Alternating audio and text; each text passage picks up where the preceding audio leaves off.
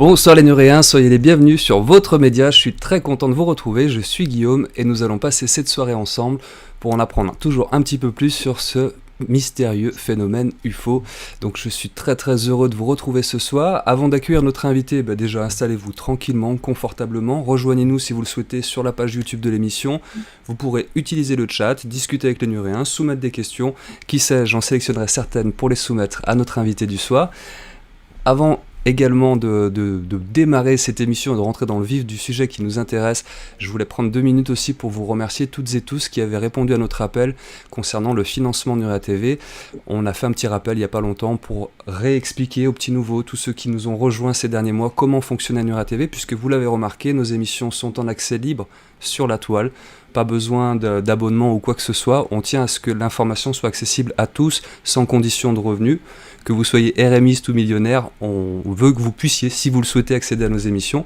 Et en contrepartie, pour celles et ceux qui en ont la possibilité et qui se retrouvent dans notre manière de présenter ces émissions, de faire un petit don à Nurea de temps à autre pour faire fonctionner la machine tout simplement.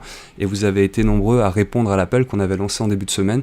Donc Nora et moi, on voulait vous dire un grand merci les Nuréens. Ça nous touche beaucoup et voilà. Grâce à vous, Nurea fonctionne, perdure.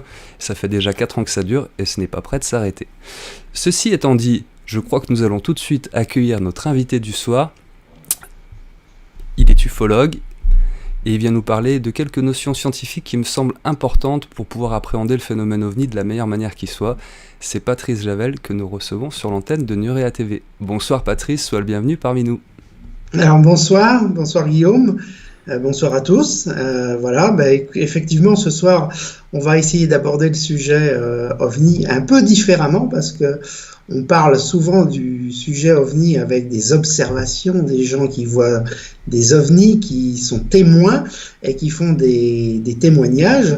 Donc, on a l'habitude de parler de tout, un peu de tout, parce que tout ça, ça forme une grande purée, je dirais, à l'ufologie. On parle d'abduction, on parle de rencontres du premier type, du deuxième type, du troisième type. Donc, c'est un peu mélangé tout ça, mais on n'arrive jamais à parler véritablement du phénomène sous un fait scientifique, c'est-à-dire que on ne prend pas, je dirais, entre parenthèses, le temps de parler du phénomène avec des scientifiques, des gens qui parleraient de savoir comment un OVNI peut bien fonctionner, tout simplement parce qu'on ne veut pas diffuser ce genre d'informations parce que ça ne serait plus un domaine lié à l'ésotérisme, mais un domaine qui serait lié à la science. Et c'est ce qu'on ne veut pas parce que les gens prendraient ça au sérieux. Et donc, si on prend ça au sérieux, il n'y aurait plus de désinformation, il n'y aurait plus de contrôle sur la médiatisation de l'ufologie. Et donc, ce serait très embêtant. Donc, on a décidé de ne pas trop en parler. Alors, il y a des gens qui en parlent.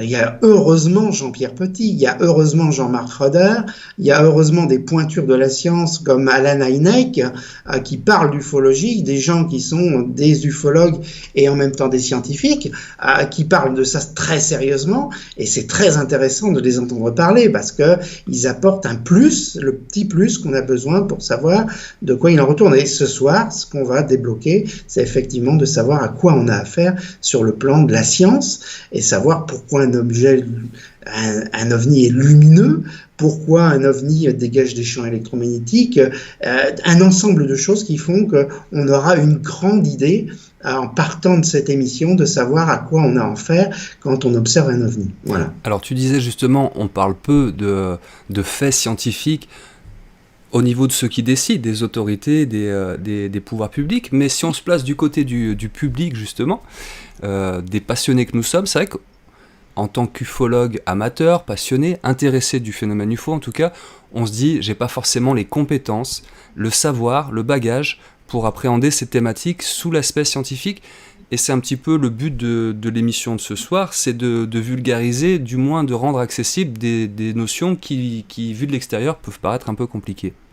Alors, c'est très intéressant parce qu'on va en parler justement pour donner des notions aux gens qui n'en ont pas et parler de la MHD, justement de la magnétohydrodynamique, de l'antigravité, de toutes ces sciences qui ne sont pas des sciences, je dirais, ouvertes au public et qui sont un peu cachées parce qu'on ne veut pas en parler au public, justement, à cause de ce genre de problème de diffusion de l'information.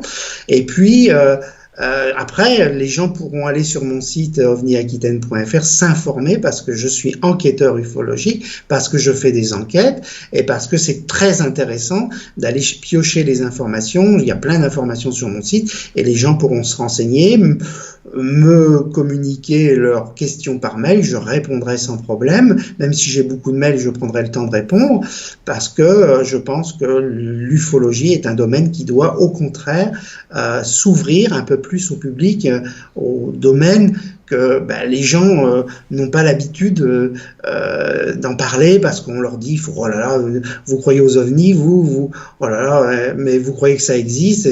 Donc on a toujours l'impression de prendre les gens qui pensent à l'ufologie pour des illuminés, des gens qui sortent un peu du contexte normal. Non, l'ufologie est une science. Si j'avais un vaisseau spatial, j'irais dans l'univers, j'irais visiter, j'irais certainement sur d'autres planètes, et certainement, si j'en avais les moyens, j'irais découvrir de la vie ailleurs. Donc, ces gens qui sont hautement évolués ont certainement la même idée que nous, à visiter d'autres mondes. Donc, où est le problème de croire qu'on est visité? Il n'y a aucun problème à ça. Je ne vois pas où est la honte là-dedans. Donc il faut arrêter cet enfermement qu'on a de dire que l'ufologie c'est quelque chose, il ne faut pas en parler, oh là là, qu'est-ce que vous racontez?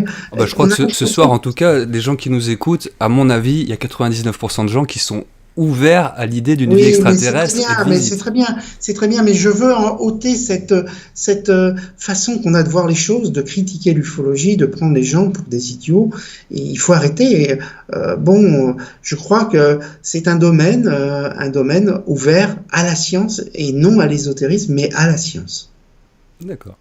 Quelques commentaires, il y a Iliana qui nous dit « Bonsoir, je suis heureuse d'être parmi vous ». Iliana, sois la bienvenue parmi nous et j'espère que tu apprendras des choses ce soir. Il y a Geoffrey qui nous dit « Comment on fabrique une secoupe dans son garage ?»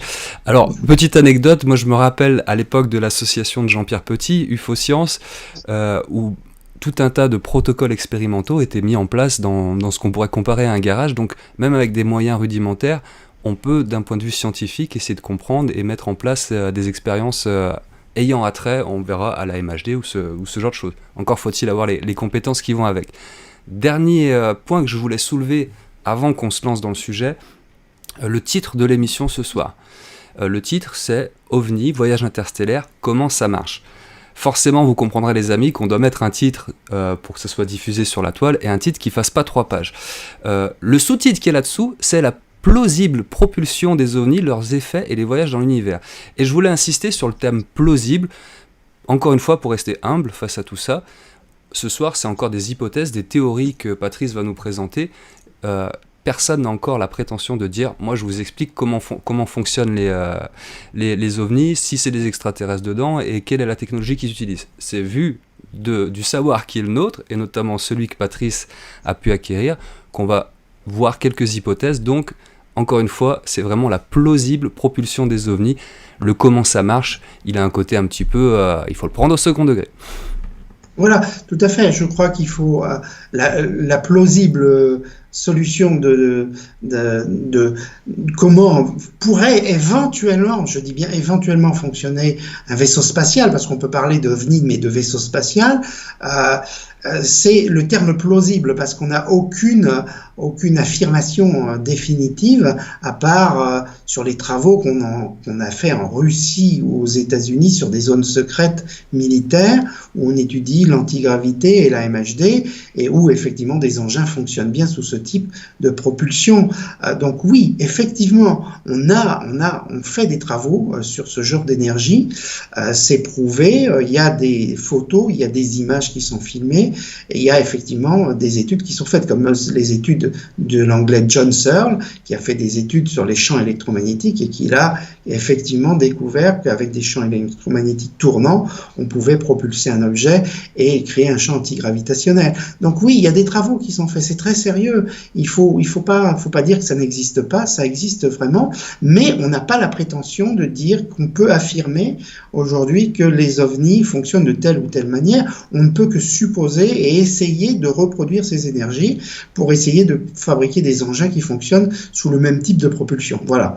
Donc après, pour les gens qui vont se dire mais cet homme-là a l'air de bien affirmer les choses et de dire des choses que nous ne connaissons pas, je répondrai à ces gens que moi je ne suis pas non plus dans le domaine ufologique un scientifique de la zone 51 ou un russe.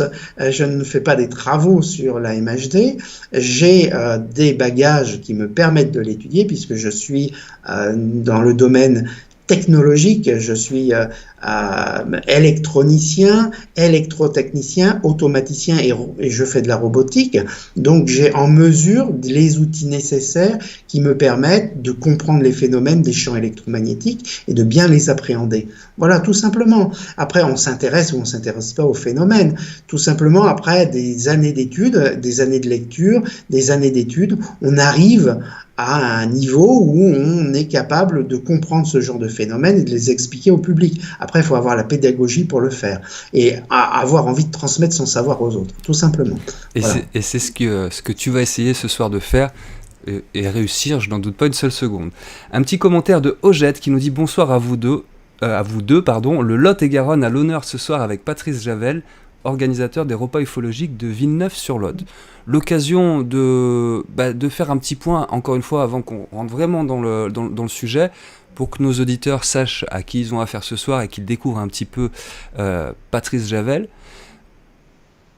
Dans le milieu de l'ufologie, il y a les repas ufologiques à Villeneuve-sur-Lot et une autre association. Est-ce que tu peux nous parler rapidement des deux et nous dire quelles sont les activités que tu animes autour de l'ufologie? Des repas ufologiques depuis 14 ans, puisque je suis rentré dans les repas ufologiques, je crois, c'est en 2000, si mes souvenirs sont bons, c'est en 2006, où j'ai rencontré des gens des repas ufologiques de Bordeaux. Et puis après, je me suis plongé dans des lectures, puisque j'étais passionné. Je diffusais de l'information et je la diffusais correctement et on m'a demandé si j'étais intéressé de faire des conférences. Donc j'ai fait des conférences, les premières conférences étaient des conférences sur la MHD et après on m'a demandé d'en faire un peu à travers toute la France. Donc j'ai fait des conférences un peu avec mon niveau de l'époque, puisqu'à l'époque j'avais un niveau qui n'était pas celui que j'ai aujourd'hui, et donc j'ai fait des conférences sur la MHD, sur l'antigravité. Et j'ai créé mon club UFO il y a 4 ans dans le Lot-et-Garonne, où j'ai pris en main les repas ufologiques de Villeneuve-sur-Lot et où j'ai créé mon association indépendante qui s'appelle OVNI Aquitaine et qui est une association d'enquête ufologique où on m'envoie des images, des vidéos, des photos et où j'analyse les gens, ce qu'ils voient, ce qu'ils voient en photo et en vidéo, où j'essaye avec les distances et en grossissant l'image de leur donner une réponse, de leur dire voilà, vous avez vu ça, ça correspond à soit un phénomène météo, soit un phénomène connu, soit un phénomène inconnu, tout simplement. Il faut jamais affirmer les choses dans l'ufologie, il faut toujours garder des réserves. C'est justement comme ça qu'on reste sérieux et qu'on est pris au sérieux. C'est jamais en disant voilà, ce que vous avez vu c'est ça. On garde toujours des réserves. Et voilà, et puis après, j'ai aussi une carte en main qui me permet d'étudier ce genre de phénomène, qui est une carte d'astrophysicien, c'est-à-dire que j'ai pris des cours en astrophysique et j'étudie le domaine des étoiles et de l'univers, en plus de mon cursus d'ufologue, ce qui permet d'expliquer aux gens comment la vie peut apparaître dans l'univers, avec la chimie, comment on peut expliquer l'apparition du vivant sur Terre, et ça donne une casquette à quelqu'un, ça lui permet de garder une version si je dirais sérieuse du phénomène en disant oui mais attendez, vous expliquez qu'il y a des ovnis, mais comment vous pouvez affirmer ce genre de choses? Alors expliquez-moi pourquoi sur la Terre la vie est apparue avec des acides aminés et pourquoi les briques du vivant sont apparues que sur la Terre alors que l'univers est immense, et pourquoi voulez-vous dire que nous serions les seuls dans l'univers alors qu'il y a des milliards de galaxies, des centaines de milliards d'étoiles, et que on pense, et les astrophysiciens comme Hubert Reeves ou d'autres physiciens et astrophysiciens pensent qu'effectivement, il y a très peu de chances qu'on soit les seuls. Donc expliquez-moi ça. Donc il faut toujours garder une casquette de scientifique derrière l'ufologie si on veut être pris au sérieux. D'accord. Moi, je trouve l'approche tout à fait cohérente. Je vois qu'il y a déjà pas mal de questions autour du sujet de ce soir qui commencent à pointer le bout de leur nez sur le chat. Donc les amis, juste pour vous informer, j'en prendrai certainement quelques-unes tout au long de la présentation de Patrice, et on prendra un moment en fin d'émission, 10 minutes, un quart d'heure, le temps qu'il faudra pour sélectionner plus de questions et peut-être un peu élargir le sujet. Ce que je te propose, c'est qu'on démarre dès maintenant sur cette thématique. OVNI, comment ça marche, comment ça pourrait marcher, et pour commencer, première question, un ovni déjà, qu'est-ce que c'est? Ce serait pas mal de définir la chose avant de se lancer dans le fonctionnement de la machine. Alors OVNI, objet volant non identifié, c'est tout simplement un objet qui n'a pas d'identification, qui n'a pas on pourrait dire de plaque d'immatriculation, parce qu'on ne sait pas ce que c'est. Voilà, ça veut dire objet volant non identifié, on ne l'identifie à rien de particulier, on ne sait pas ce que c'est. Donc, après, on parle de soucoupe volante. Là, c'est autre chose, c'est défini. On définit ce qu'est une soucoupe. C'est un objet qui vient d'une autre dimension ou d'ailleurs. Donc voilà la différence entre OVNI et soucoupe volante. Voilà ce qu'on peut dire. Après, un OVNI, qu'est-ce que c'est? Si on parle d'une soucoupe volante et pas d'un OVNI, on peut parler effectivement d'un objet qui se déplace à une certaine vitesse, qui prend des accélérations fulgurantes, qui part d'un point zéro km/h à 10 000 km/h en quelques secondes, et qui émet un champ lumineux qui change de couleur. Donc tout ça, ce sont des choses qui correspondent à une soucoupe volante. Voilà. Après, OVNI, ça peut être très bien autre chose. Un OVNI, ça peut être une apparition qui ressemble à une soucoupe volante, comme par exemple un nuage lenticulaire qui a la forme d'une soucoupe volante, ou un feu d'atterrissage d'avion qui, dans le brouillard, donne l'impression qu'on voit une soucoupe. Il y a plein de choses qui peuvent prêter à confusion avec les ovnis. Je crois que 70% des cas sont des cas explicables, et que 30% c'est des cas non explicables où on a affaire à des ovnis, effectivement. D'accord. Avant qu'on poursuive, s'il te plaît Patrice, je vois que la lumière commence à décliner du côté du Lot-et-Garonne. Et je vois une image de plus en plus sombre. Est-ce qu'à tout hasard, il y aurait une source de lumière dans la pièce où tu te trouves? Oui. Alors, je vais te laisser l'allumer. Et je pense qu'on s'en sortira mieux. L'occasion pour moi de faire une toute petite parenthèse, les amis. Je crois que Nora vous a dit mardi que c'était la dernière émission en direct avant une petite coupure estivale du côté de Nurea TV. Et elle s'est trompée, puisque mardi prochain, je serai en direct à 20h30 sur Nurea TV en compagnie de Ludivine Giraldé pour une émission consacrée cette fois-ci à la médiumnité. Voilà, petite précision qui a son importance, je compte sur vous mardi prochain. Patrice est de retour avec la lumière, c'est une excellente chose. On repart sur ces ovnis, donc petite définition succincte, qu'est-ce qu'un ovni? Maintenant je te laisse nous expliquer les caractéristiques qui concernent leur déplacement. Alors leur déplacement, on peut très bien mettre le dessin numéro 3, qui en petit b marque comment se déplace-t-il, effectivement. Alors, si les gens voient effectivement le dessin qui correspond aux ovnis, on voit un ovni, effectivement. On voit un ovni où on voit une coquille ovoïde où c'est marqué ovni, voilà. Et on voit un schéma où c'est marqué plasma. Alors, qu'est-ce que c'est? C'est tout simplement une coquille qui contient, je dirais, des habitants ou des conducteurs ou un objet qui serait téléguidé. tout simplement, qui serait dirigé par une source intelligente extérieure, et autour de cet OVNI, on a un plasma. Alors, qu'est-ce que c'est un plasma? C'est tout simplement un champ électrique de haute intensité qui est élevé par un système interne à l'OVNI.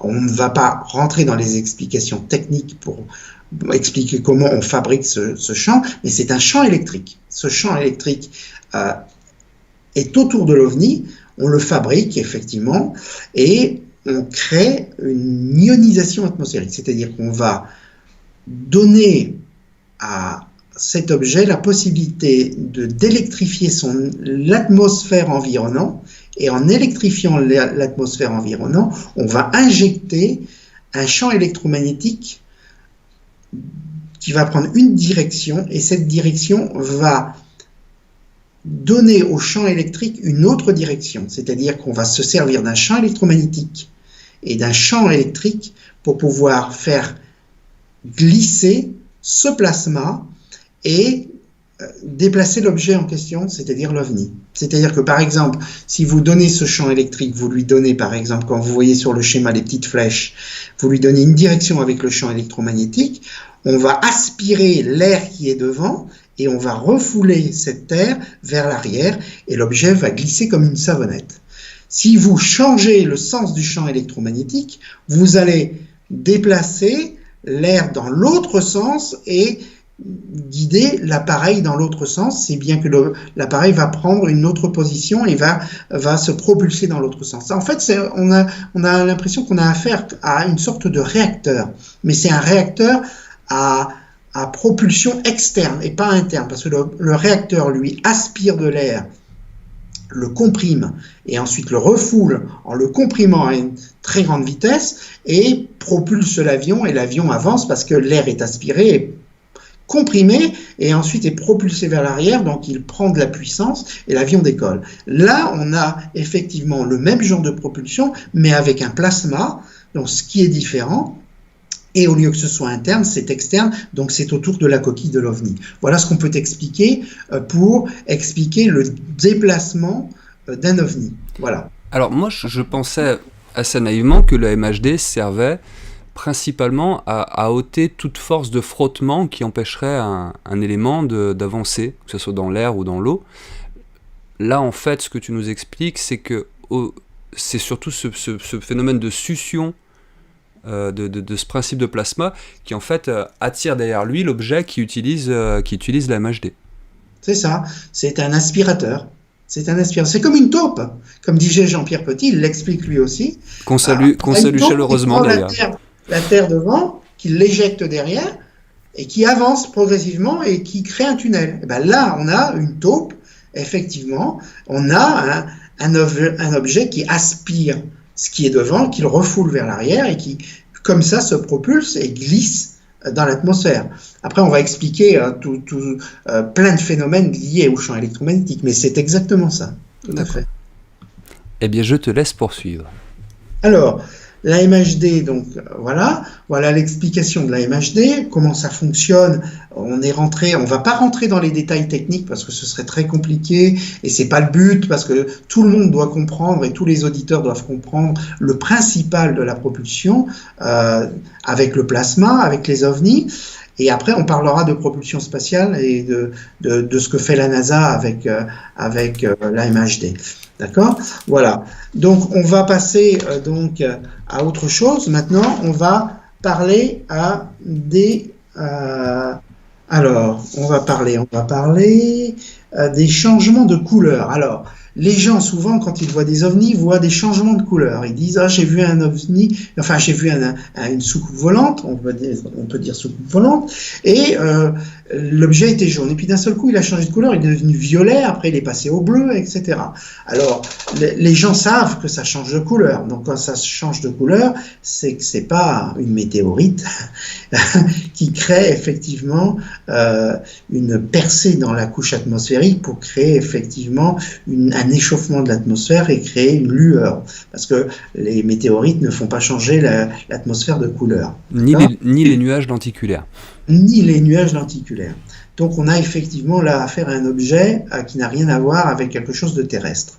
Donc on fait effectivement, on augmente l'intensité des champs électromagnétiques, et en augmentant cette intensité des champs électromagnétiques, c'est-à-dire qu'on par exemple on va créer un courant, donc une intensité de courant plus importante au niveau de l'excitation des atomes, c'est-à-dire on va créer une ionisation autour de l'objet plus importante en intensité, et en créant cette intensité, on va effectivement faire en sorte que les gaz qui sont ionisés, l'ionisation qui est créée par ce champ électrique qui va s'intensifier, va changer de couleur. Pourquoi ? Parce que justement, on augmente l'intensité des champs existants. C'est-à-dire que, comment vous expliquer ? On crée par exemple un champ électromagnétique. On augmente en intensité le champ électromagnétique, on l'intensifie, on va faire changer les longueurs d'onde, du milieu environnant. C'est-à-dire que en donnant à l'objet une augmentation du champ électromagnétique lui-même, on va faire changer les longueurs d'onde. Changer les longueurs d'onde, ça veut dire qu'on change la couleur. Oui, on sait que les couleurs sont des fréquences finalement. Voilà, Ce sont des ondes, et à chaque couleur correspond une onde, donc une fréquence. Voilà. Alors, on va essayer d'expliquer ça simplement. C'est-à-dire, on a, par exemple, vous prenez l'oxygène de l'air. Alors l'oxygène de l'air, quand on lui injecte une certaine quantité d'énergie, l'oxygène de l'air on prend un exemple idiot, mais sans donner la couleur du gaz, dégager une lueur bleue ou par exemple jaune. Et on donne une quantité d'énergie plus importante à l'objet lumineux en lui injectant plus d'électricité, donc une intensité et un champ électrique plus important, et en donnant ce champ électrique plus important, on va permettre aux atomes de l'azote, par exemple, de circuler. Et c'est cette circulation au niveau des gaz, des différents gaz, qui va donner une autre couleur, parce que le gaz qui sera, ionisé, cette ionisation sera une ionisation qui correspondra à une longueur d'onde qui correspond à un certain gaz qui n'aura rien à voir avec l'oxygène. Ça peut être le gaz carbonique, ça peut être l'azote, en fonction, si vous voulez, en fonction de la quantité d'énergie qu'on donne à un gaz, on aura une longueur d'onde appropriée. Si je fais une comparaison... C'est très compliqué à expliquer simplement, parce que il faut que les gens comprennent. Et ça, c'est pas évident, parce que quand on fait de la physique, on le comprend, mais après, l'expliquer aux gens, c'est plus compliqué. Est-ce que quand j'observe une bougie, que je vois une flamme, un bout de flamme bleue, l'autre jaune et l'autre rouge, est-ce qu'on est dans le même type de procédé entre l'énergie qui est en jeu dans le processus et la couleur dégagée par cette flamme ? Disons que la couleur dégagée par la flamme, c'est de la combustion. Et la combustion fait qu'on a des longueurs d'onde qui font qu'on a des couleurs, effectivement, qui sont différentes par rapport au taux de combustion qu'on a. Donc c'est pas tout à fait pareil, mais ça ressemble, d'accord ? Ça pourrait être une première étape pour commencer à comprendre la chose. Voilà. Quand vous prenez, par exemple, regardez l'image, je ne sais pas si on l'a, l'image numéro 4, où on voit une aurore boréale. Bon. L'aurore boréale, c'est quoi ? C'est l'ionisation atmosphérique, c'est-à-dire qu'on envoie des vents solaires, on envoie des particules électriques solaires qui rentrent en haute atmosphère, et en fonction de la quantité d'énergie dégagée par ces particules solaires, donc par l'ionisation que vont créer ces particules solaires, on crée effectivement des dégagements d'ondes électromagnétiques de couleurs différentes. Donc, on va ioniser de l'azote. L'azote va dégager, c'est un exemple, hein, du rouge. On va ioniser de l'oxygène. L'oxygène va dégager du jaune. Les couleurs ne sont pas appropriées forcément à l'ionisation par rapport au gaz. Hein. C'est un exemple que je donne tout simplement, parce qu'il y en a qui vont peut-être réagir, dire non, mais c'est pas vrai, c'est pas ça. Non, c'est juste pour donner un exemple pour que tout le monde comprenne. Donc, par exemple, suivant la quantité d'énergie électrique qu'on apporte à un gaz, ça va être tel ou tel gaz qui va dégager de l'énergie. Donc, en fonction du gaz qui va dégager de l'énergie, ce sera telle ou telle couleur, donc telle ou telle longueur d'onde, donc telle ou telle fréquence. Voilà. Donc là, c'est expliqué plus simplement pour que les gens comprennent. Et l'ionisation d'un gaz autour d'un ovni, c'est comme si on avait une aurore boréale. C'est à peu près le même principe.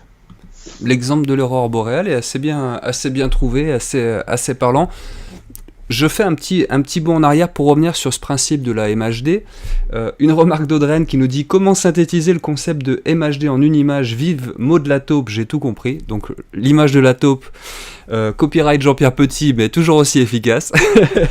Disons que c'est très intéressant, c'est par rapport à l'atome. Elle pose la question, hein, c'est ça? Non, Maud la taupe.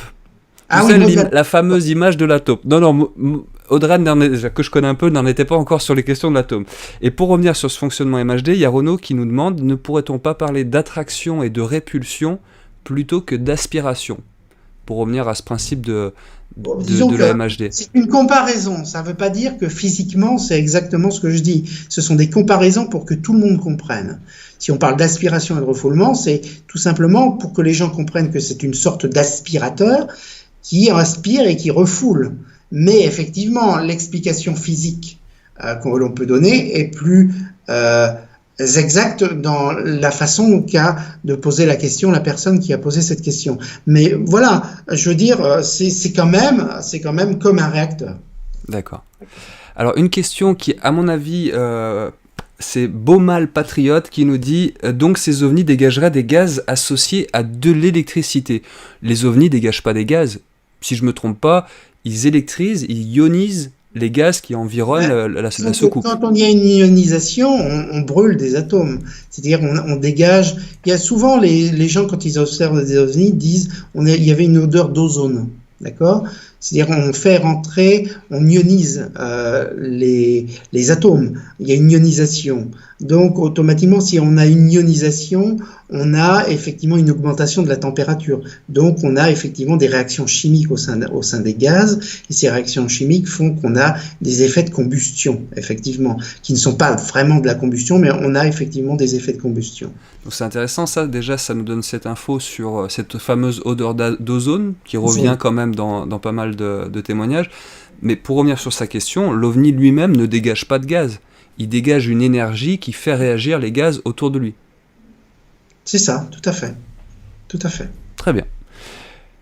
On poursuit, on a vu la MHD, comment elle fonctionnait, pourquoi et comment expliquer les changements de couleur de ces fameux ovnis. Une autre question qui vient, c'est les bruits, du moins l'absence de bruit autour de ces observations d'ovnis. On l'a vu dans maintes récits d'observations, c'était silencieux au-dessus de moi.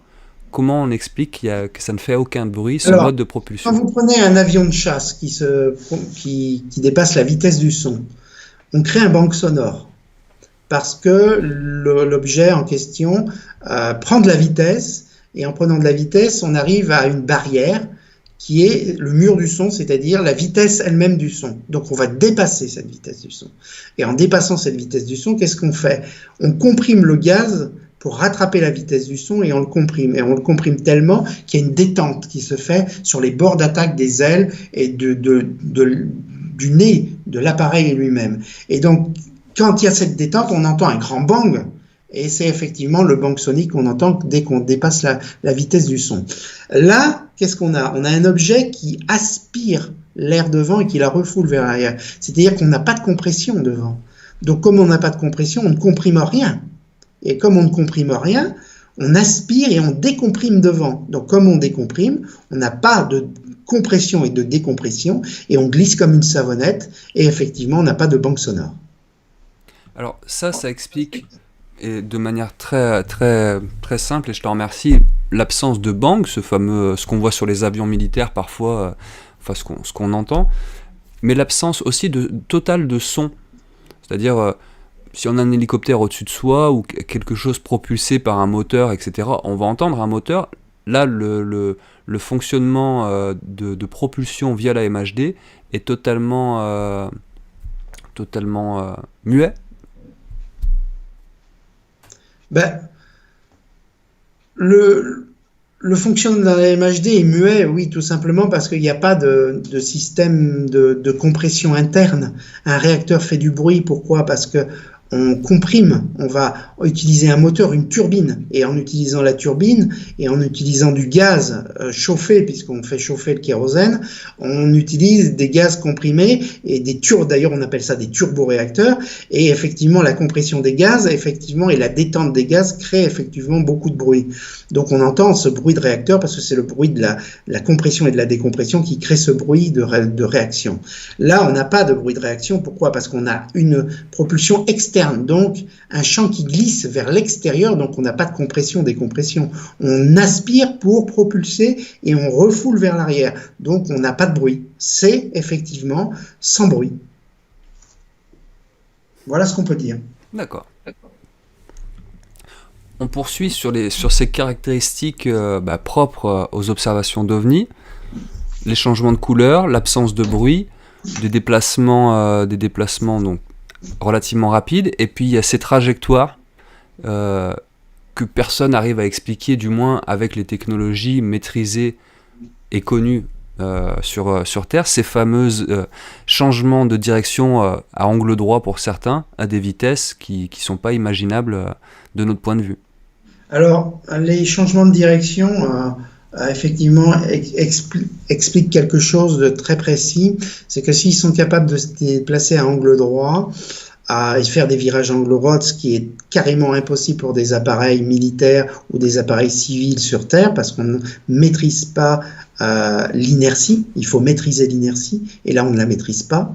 Et là, c'est très compliqué. C'est-à-dire que si vous prenez un corps, par exemple, vous accélérez de 0 à 1000 km, à 2000 ou à 10 000 km à l'heure en l'espace de 2 secondes, et que vous vous arrêtez d'un seul coup pour repartir dans l'autre sens avec la même intensité d'accélération, vous allez mourir dans l'appareil. Vous ne supporterez pas l'accélération parce qu'il y a la force d'accélération, la compression à l'intérieur de l'espace-temps lui-même qui va vous comprimer contre le siège et qui va faire éclater vos viscères. C'est-à-dire que vous n'allez pas supporter le fait que l'accélération soit violente d'un seul coup et vous allez mourir parce que vous ne supporterez pas cette accélération. Eux, apparemment, sont capables de la supporter.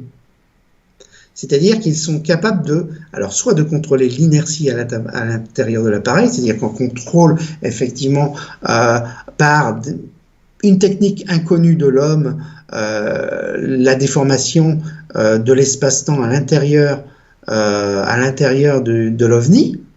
On contrôle cette chose-là, ou alors on contrôle carrément la masse de l'appareil, c'est-à-dire que l'appareil n'a plus de masse, et s'il n'a plus de masse, il n'y a plus d'inertie. S'il n'y a plus d'inertie, il n'y a plus d'écrasement des corps, parce que ce qui est à l'intérieur de l'appareil n'a plus de masse. Donc vous pouvez accélérer de 0 à 10 000 km à l'heure si vous voulez, il n'y a aucun souci.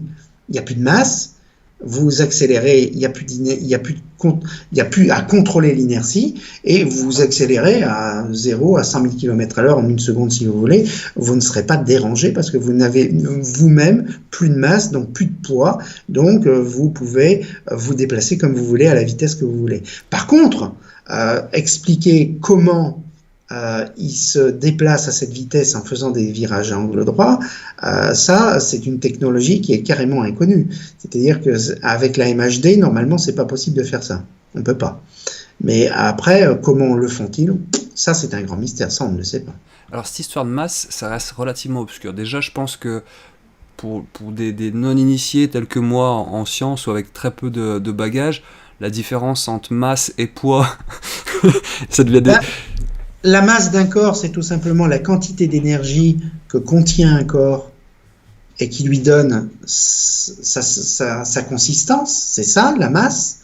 C'est-à-dire, par exemple, vous prenez une boule de pétanque, elle a une certaine masse, c'est-à-dire qu'elle a une quantité d'énergie qui est propre à elle-même, parce que le fer, la ferraille, pèse à telle masse, parce qu'elle a la boule de pétanque a une masse propre à la ferraille qu'elle contient, et vous prenez le ballon qui est à côté, qui est un petit ballon qui est à la même taille, mais qui pèsera moins, mais qui n'aura pas la même masse, parce que la quantité de matière n'est pas la même dans le ballon que dans la ferraille. Donc la masse est en rapport directement avec la notion de densité. Voilà, c'est ça, tout à fait. C'est une question de densité de matière.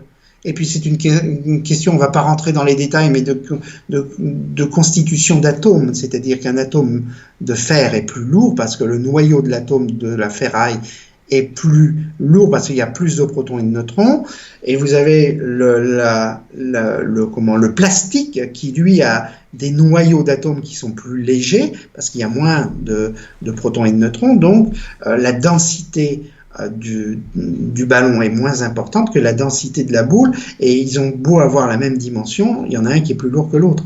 Et après, le poids, c'est tout simplement la gravité qui va attirer davantage la matière de la boule de pétanque plus que celle du ballon, parce que les deux densités ne sont pas les mêmes, et donc l'attraction gravitationnelle est proportionnelle à la quantité de matière, tout simplement. Je te remercie pour ce petit cours de physique appliquée. On revient sur nos ovnis. Tu nous disais, pour ces virages angle droit à pleine vitesse, pour que les occupants supportent l'impact de ce changement de vitesse, on peut imaginer qu'ils annulent leur masse. Comment on fait pour annuler Est-ce qu'on a des idées sur la manière dont on peut rendre une masse l'annihiler? On rentre dans l'inconnu de la, comment ça s'appelle, du contrôle de la gravité. On ne sait déjà pas ce que c'est que la gravité vraiment, véritablement, donc comment peut-on la contrôler si on ne sait pas déjà ce que c'est? Le graviton est soi-disant quelque chose qu'on n'a jamais détecté, parce que la gravité, c'est quelque chose de tellement infime sur le plan atomique qu'on ne la détecte pas, donc sur le plan atomique, donc on ne peut pas la détecter, donc on ne sait pas ce que c'est que la gravité, donc comment contrôler la gravité si on ne sait pas ce que c'est? Voilà la question. Donc après, comment contrôler la masse? Il y a peut-être plusieurs manières de faire. On crée une déformation de l'espace-temps. Il faut savoir que l'espace, c'est comme un tissu. Ça se déforme, ça se comprime, ça s'étire, et donc on déforme l'espace. Et donc si on crée la gravité, comme disait Einstein, on crée une déformation de l'espace-temps en cuvette. On a une boule de pétanque, on la met dans l'air environnant. Elle va plier l'espace et créer une cuvette, c'est-à-dire qu'elle va le courber, comme quand on met une boule sur un tissu, elle va créer un puits. Et là, c'est pareil, elle crée une déformation de l'espace, donc elle crée effectivement une déformation de l'espace, et en fonction de cette déformation de l'espace, on crée une attraction gravitationnelle. Voilà ce qui se passe quand on a une attraction gravitationnelle avec un objet. Bon, maintenant, quand on a créé cette déformation de l'espace avec un objet, si on crée l'inverse, qu'on courbe l'espace dans l'autre sens, qu'on le bombe à l'inverse, et qu'on crée une cuvette bombée à l'inverse, on va soutenir la boule. C'est-à-dire qu'on va plier l'espace pour soulever la boule dans l'autre sens. C'est comme si vous preniez, par exemple, comment je pourrais vous donner l'exemple? Vous prenez, par exemple, un ballon, les ballons que gonflent les baudruche. Voilà. Vous y mettez, par exemple, une boule dessus, et vous soufflez sur le ballon. Plus vous soufflez, plus le ballon va grossir, et plus la boule va s'élever. Elle va suivre le mouvement du ballon. Là, c'est pareil. L'espace se déforme dans le même sens et va soutenir l'appareil. Donc, on a une déformation de l'espace-temps à l'inverse. C'est-à-dire, on serait capable de contrôler la déformation de l'espace-temps avec un champ. Ça peut être un champ électromagnétique, ça peut être autre chose, et de créer cette déformation qui va soutenir l'objet, qui va le sustenter, qui va lui permettre de se soulever. Donc, on serait capable de contrôler la déformation de l'espace-temps. Ça, c'est une des explications. Et il y a une autre explication qui est possible, qui est une théorie qui n'a jamais été émise dans les annales de la science, que moi j'ai imaginé, c'est qu'on a découvert soi-disant que le boson de Higgs existait. Bon, on a effectivement le boson de Higgs. Le boson de Higgs, c'est tout simplement ce qui donne la masse aux particules. C'est-à-dire que vous émettez, par exemple, je vous donne un exemple, vous émettez un champ dans l'univers, ce champ résiste aux particules, à la matière, et en résistant à la matière, essaye les particules de matière, en voulant prendre de la vitesse et avancer,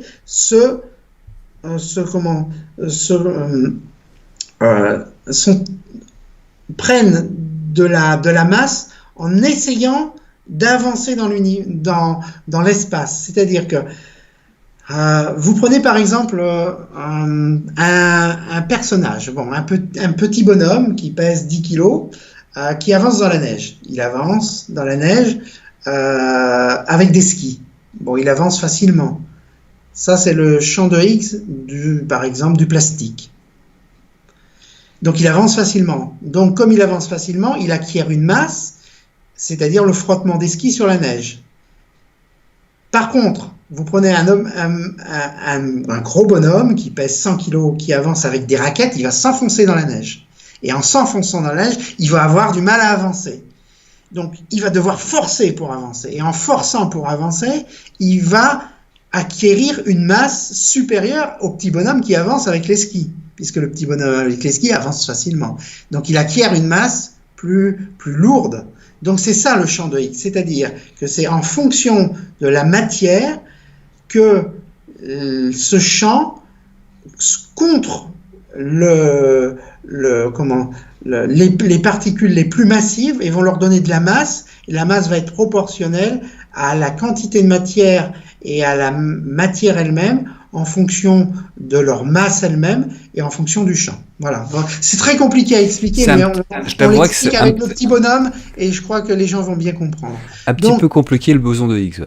Voilà. Donc, en fonction de ça, on a, par exemple, un objet qui acquiert de la masse, par exemple un ovni. Bon, les bosons, le champ de Higgs bombarde l'ovni, et l'ovni acquiert une masse équivalente à sa quantité de matière et à sa masse elle-même, et en fonction de l'intensité du champ de Higgs. Bon, si c'est le champ de Higgs qui donne la masse aux particules et à la matière, si on fait obstacle à ce champ, et si on lui barre la route, l'objet en question n'a plus de masse, puisque le champ n'interagit plus avec la matière.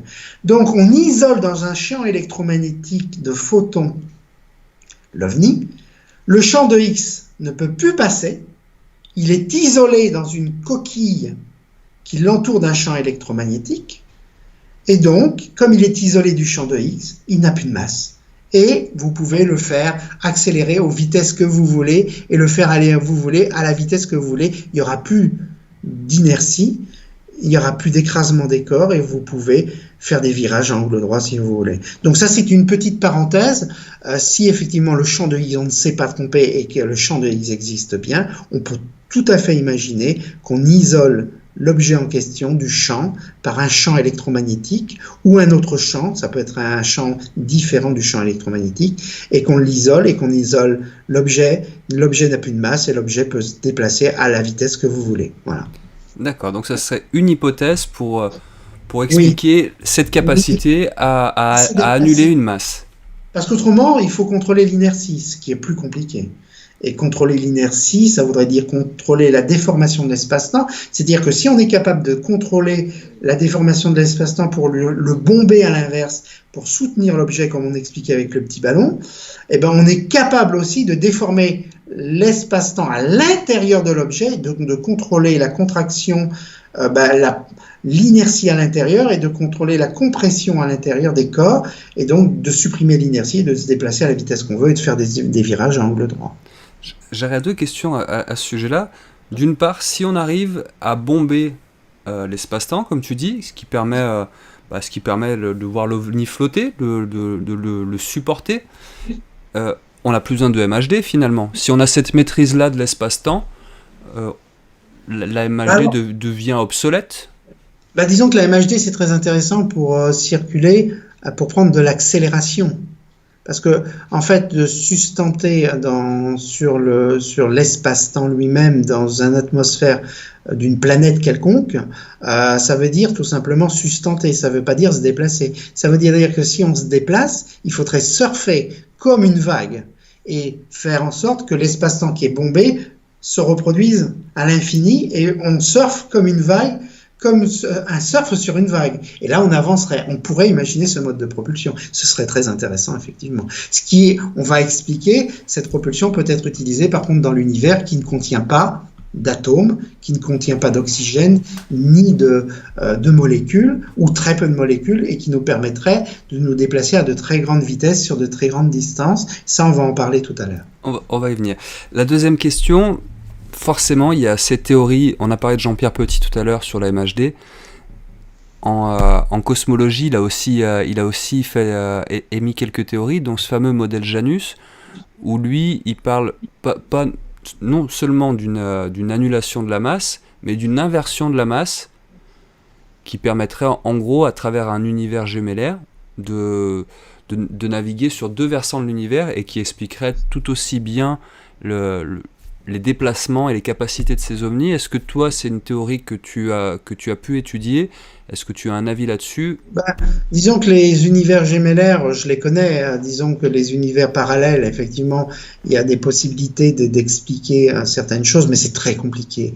Très compliqué parce qu'on rentre dans le monde de l'univers quantique, donc des atomes, et des choses qu'on maîtrise que très mal, parce qu'ouvrir un tunnel, un vortex pour vous voyager, pour aller passer dans un autre univers, c'est très, très, très compliqué, c'est extrêmement complexe, on maîtrise très peu ce genre de choses, on n'a que des hypothèses. Après, la masse négative, on peut expliquer qu'il y a une masse positive et une masse négative, et qu'effectivement, en créant une masse négative, on annule la masse positive, et donc on se retrouve avec une masse qui n'existe plus. Oui, on peut effectivement y penser, ça peut être très intéressant d'étudier ça, mais c'est pas le sujet de ce soir. On va pas rentrer dans des détails pour parler d'univers, de voyage à travers d'autres univers. Ce serait le sujet d'une autre émission, et puis il faudrait faire des études poussées là-dessus. D'accord. Merci pour ta réponse. Ce que je te propose, c'est qu'on poursuive sur cette présentation que tu as préparée pour nous. Je te laisse continuer. Alors, si on a le schéma numéro 5, alors est-ce qu'on a le schéma numéro 5 où on voit un cadran avec une aiguille, avec une espèce de petite bobine? Il est à l'antenne. Voilà. Alors là, on va expliquer maintenant, ce qui est très intéressant, c'est maintenant on a expliqué comment un ovni se déplaçait, comment il pouvait accélérer, pourquoi il changeait de couleur, pourquoi on pouvait effectivement annuler la masse, etc. Donc on a parlé des champs antigravitationnels, donc on a parlé de tout ce qui était intéressant pour le déplacement des objets, donc des soucoupes volantes, parce qu'on va parler de soucoupes volantes, et savoir comment et pourquoi elles étaient lumineuses, etc. Donc maintenant qu'on a abordé ce sujet, on va expliquer les champs électromagnétiques vite fait, pour que les gens aient une petite notion. Alors un champ électromagnétique, c'est quoi? C'est tout simplement le déplacement des électrons dans les atomes. Tout le monde a étudié les atomes à l'école.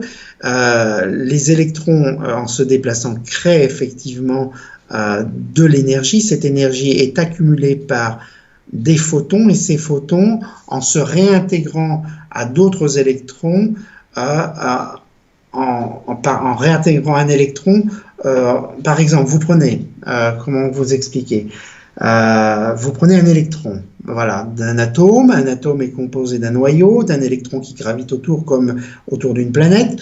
Vous lui donnez de l'énergie. En lui donnant de l'énergie, il va quitter son atome et aller sur un atome voisin.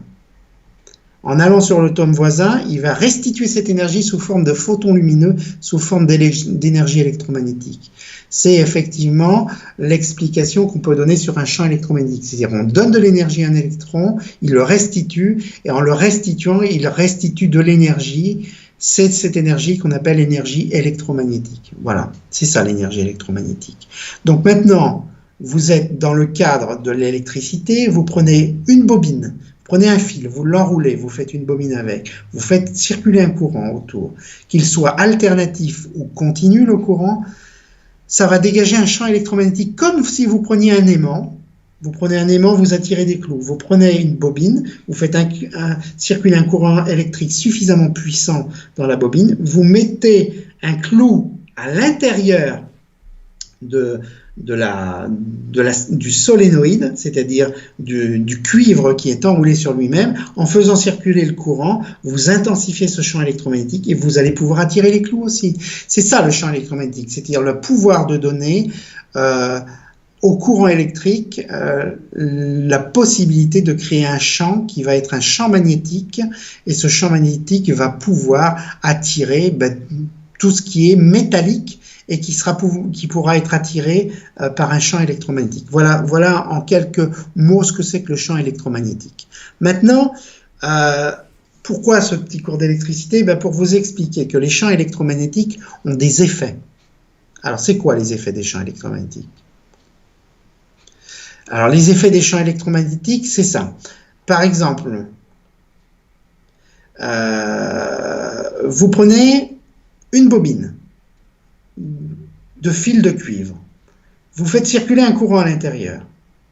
Alternatif, je dis bien alternatif, comme le courant que vous avez dans vos prises, qui est du 220 alternatif, c'est-à-dire un courant où vous avez un moment dans le temps il est positif, un moment il est négatif, un moment il est positif, un moment il est négatif. C'est-à-dire que vous allez créer, comme sur le petit schéma, vous voyez un courant alternatif où vous voyez un petit A et un petit B. Voilà, on le voit.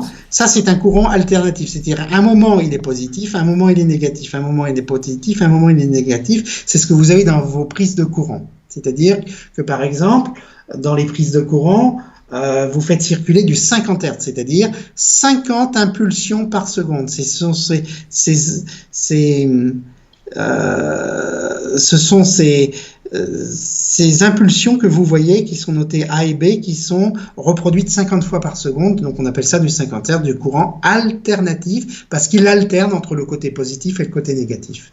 Et puis vous avez un autre champ que vous avez ici, à carré, où vous voyez des carrés.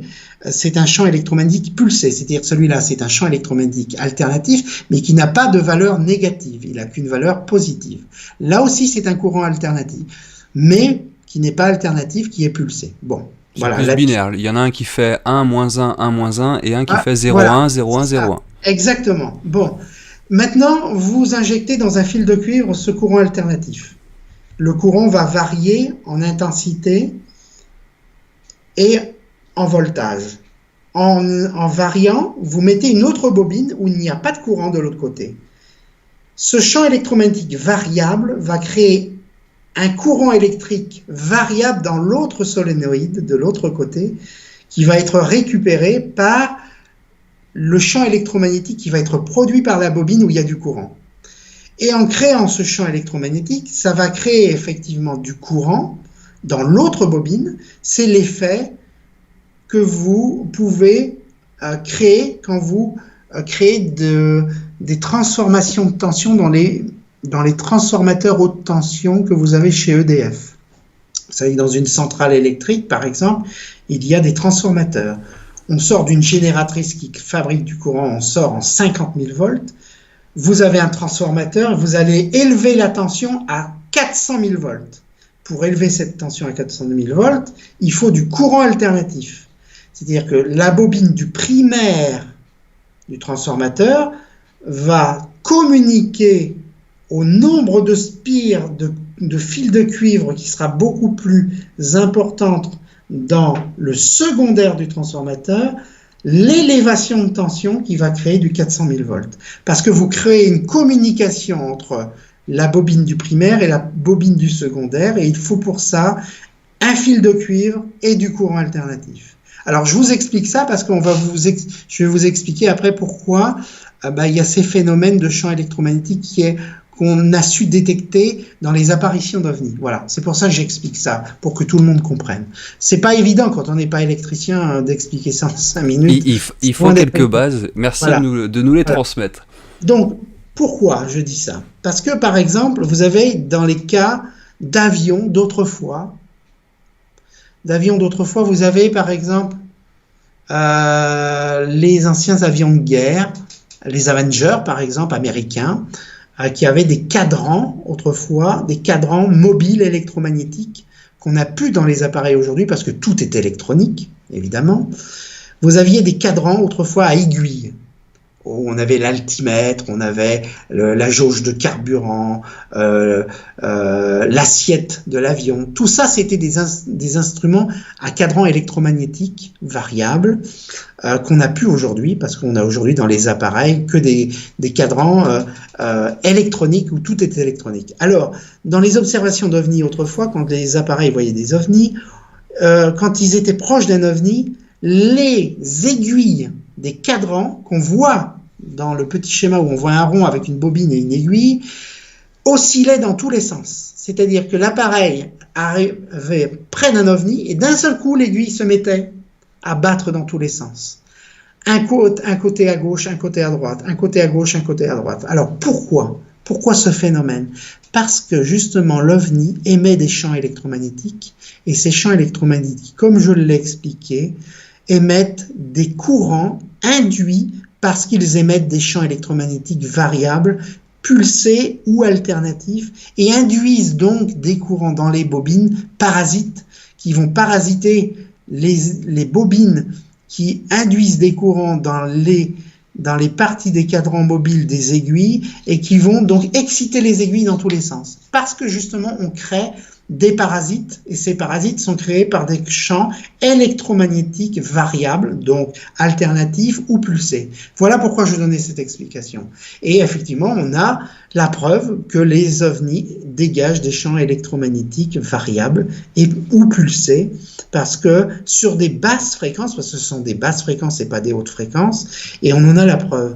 Alors les gens vont vous dire, oui, mais Jean-Pierre Petit dit que les champs électromagnétiques pulsés, ça existe bien, mais les ovnis fonctionnent avec la MHD, avec des champs électromagnétiques statiques, c'est-à-dire des champs électromagnétiques continus et non alternatifs. Oui, effectivement, Jean-Pierre Petit a certainement raison et je ne le contrerai pas parce que je n'ai pas son niveau technique, d'accord ? Il a certainement raison. Mais il faudrait qu'on m'explique pourquoi on détecte dans les appareils des avions des champs électromagnétiques pulsés ou alternatifs, alors que les champs électromagnétiques des ovnis sont soi-disant statiques. C'est-à-dire que si je comprends bien, si ces champs magnétiques dégagés par les ovnis étaient statiques, on n'aurait pas ce genre de phénomène avec les aiguilles des tableaux de bord.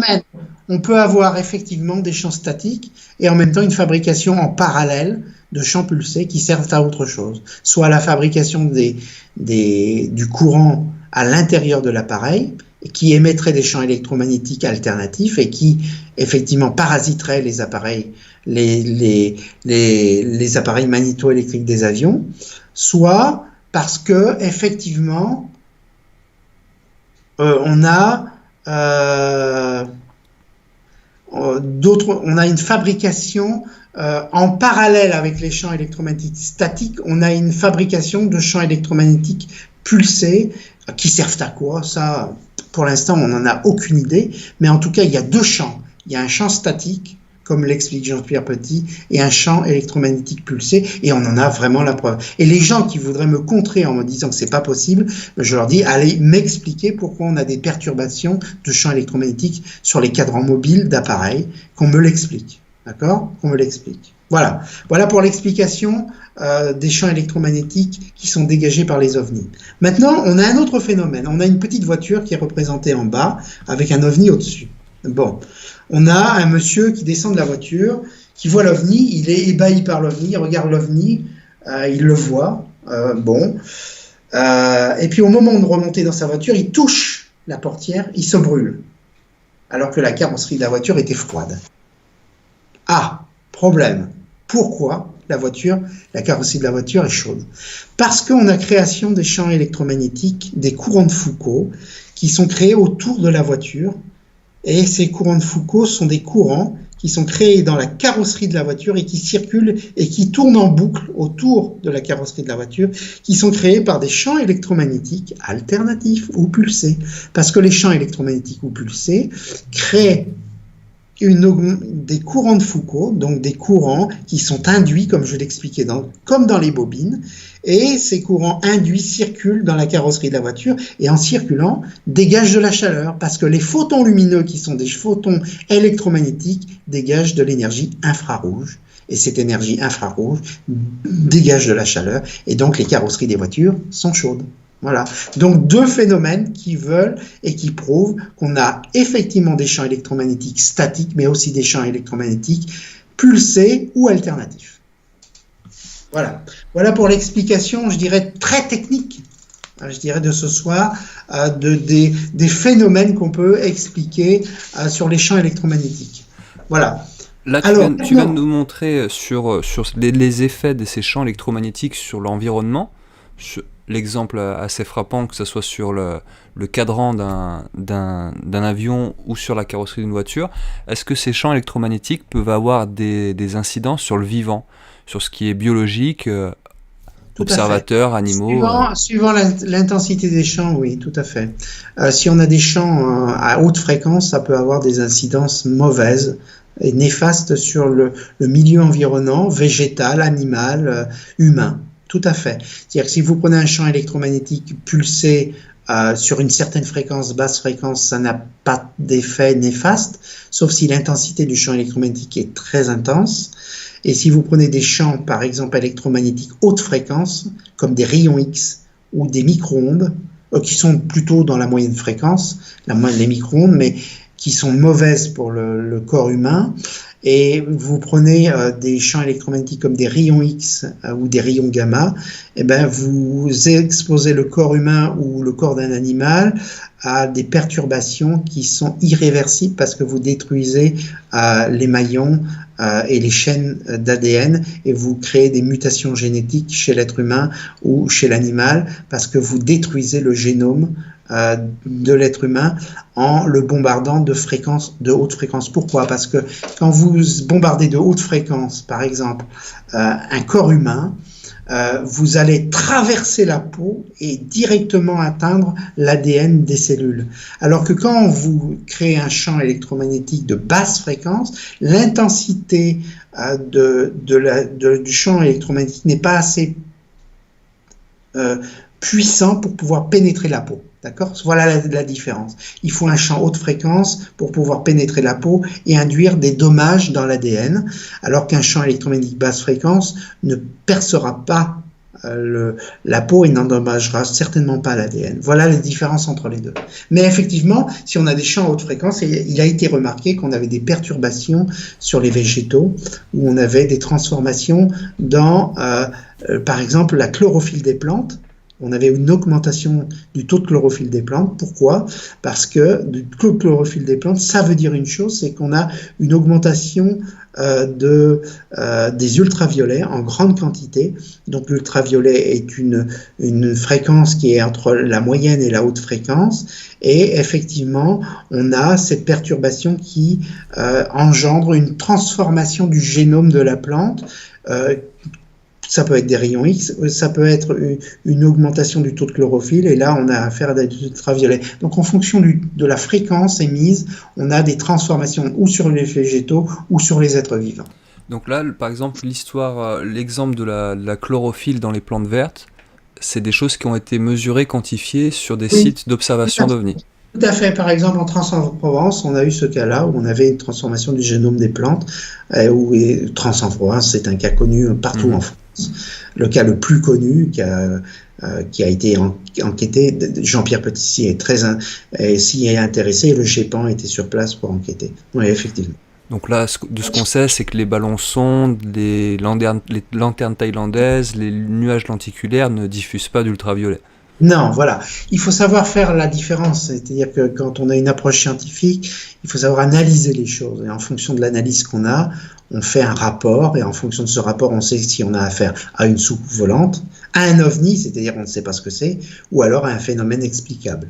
Est-ce que, je tourne un peu autour de cet exemple de la chlorophylle qui est assez intéressant. Est-ce qu'on a des appareils, je parle d'appareils de déplacement, de avions ou autres, qui peuvent émettre des champs magnétiques susceptibles de provoquer ça sur des plantes?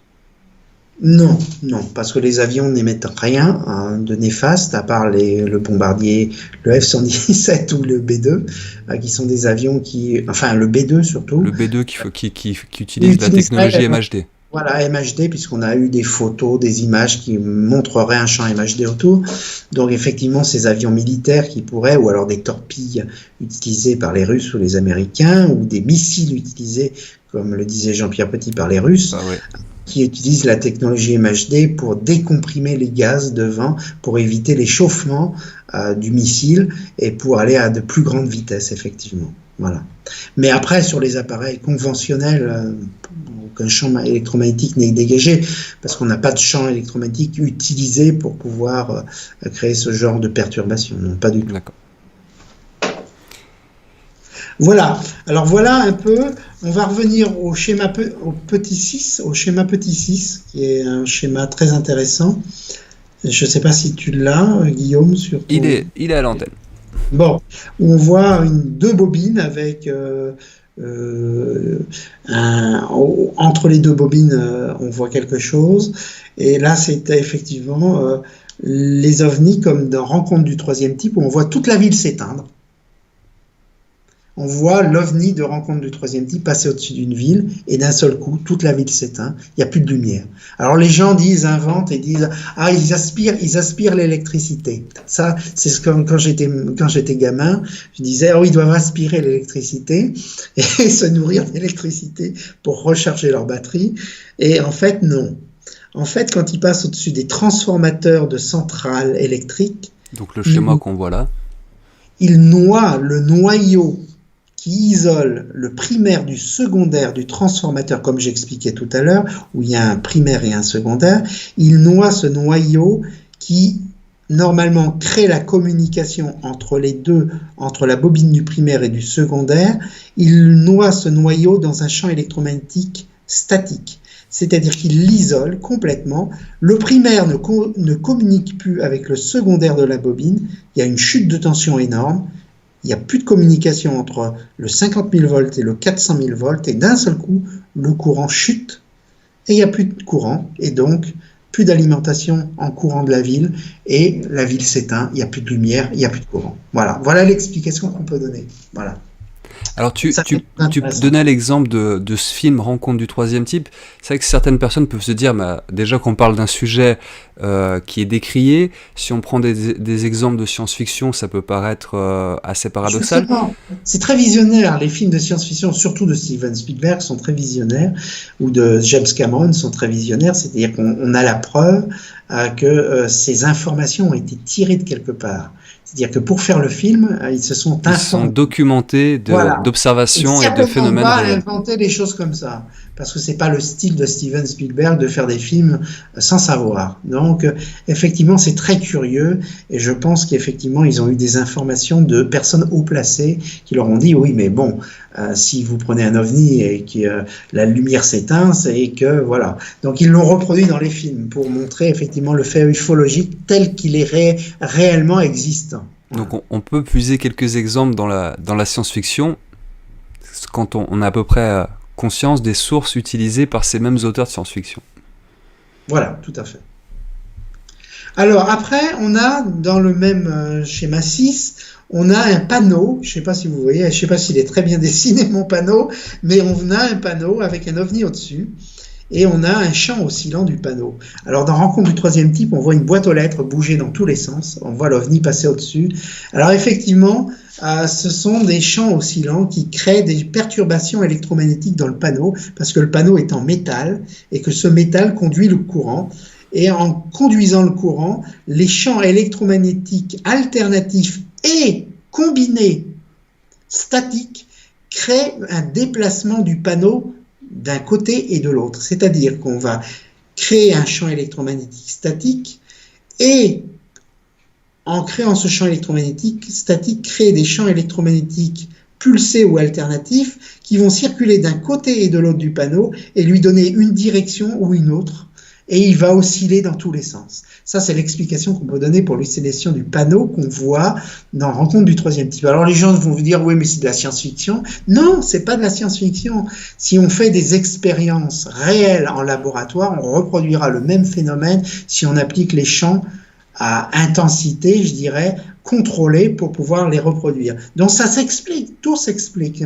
L'ufologie est un domaine qui n'est pas expliqué aujourd'hui. C'est-à-dire qu'on vous explique, oui, mais ce que vous avez vu, c'est une hallucination, ou c'est une météorite, on prend les gens pour des imbéciles, mais n'empêche que si on prend la science, et si on l'explique, et on donne des explications aux gens, l'ufologie prend un autre sens. C'est-à-dire, l'autre sens, c'est quoi? C'est tout simplement le sens qui a toujours des explications à donner et que quand on ne sait pas, on fait des suppositions scientifiques et on essaye d'apporter des réponses. Voilà ce que j'ai à dire aux gens. Donc, informez-vous sur Internet, allez vous informer sur mon site, informez-vous sur les sites Internet et vous verrez que vous trouverez la bonne information pour comprendre le phénomène ufologique. Voilà qui est dit. Avant qu'on ne poursuive, j'avais une petite question à te poser. Je reviens sur cette histoire de MHD. Pour ioniser des gaz autour d'un objet, ça demande une énergie relativement importante. Colossale. Je récupère ton mot, colossal.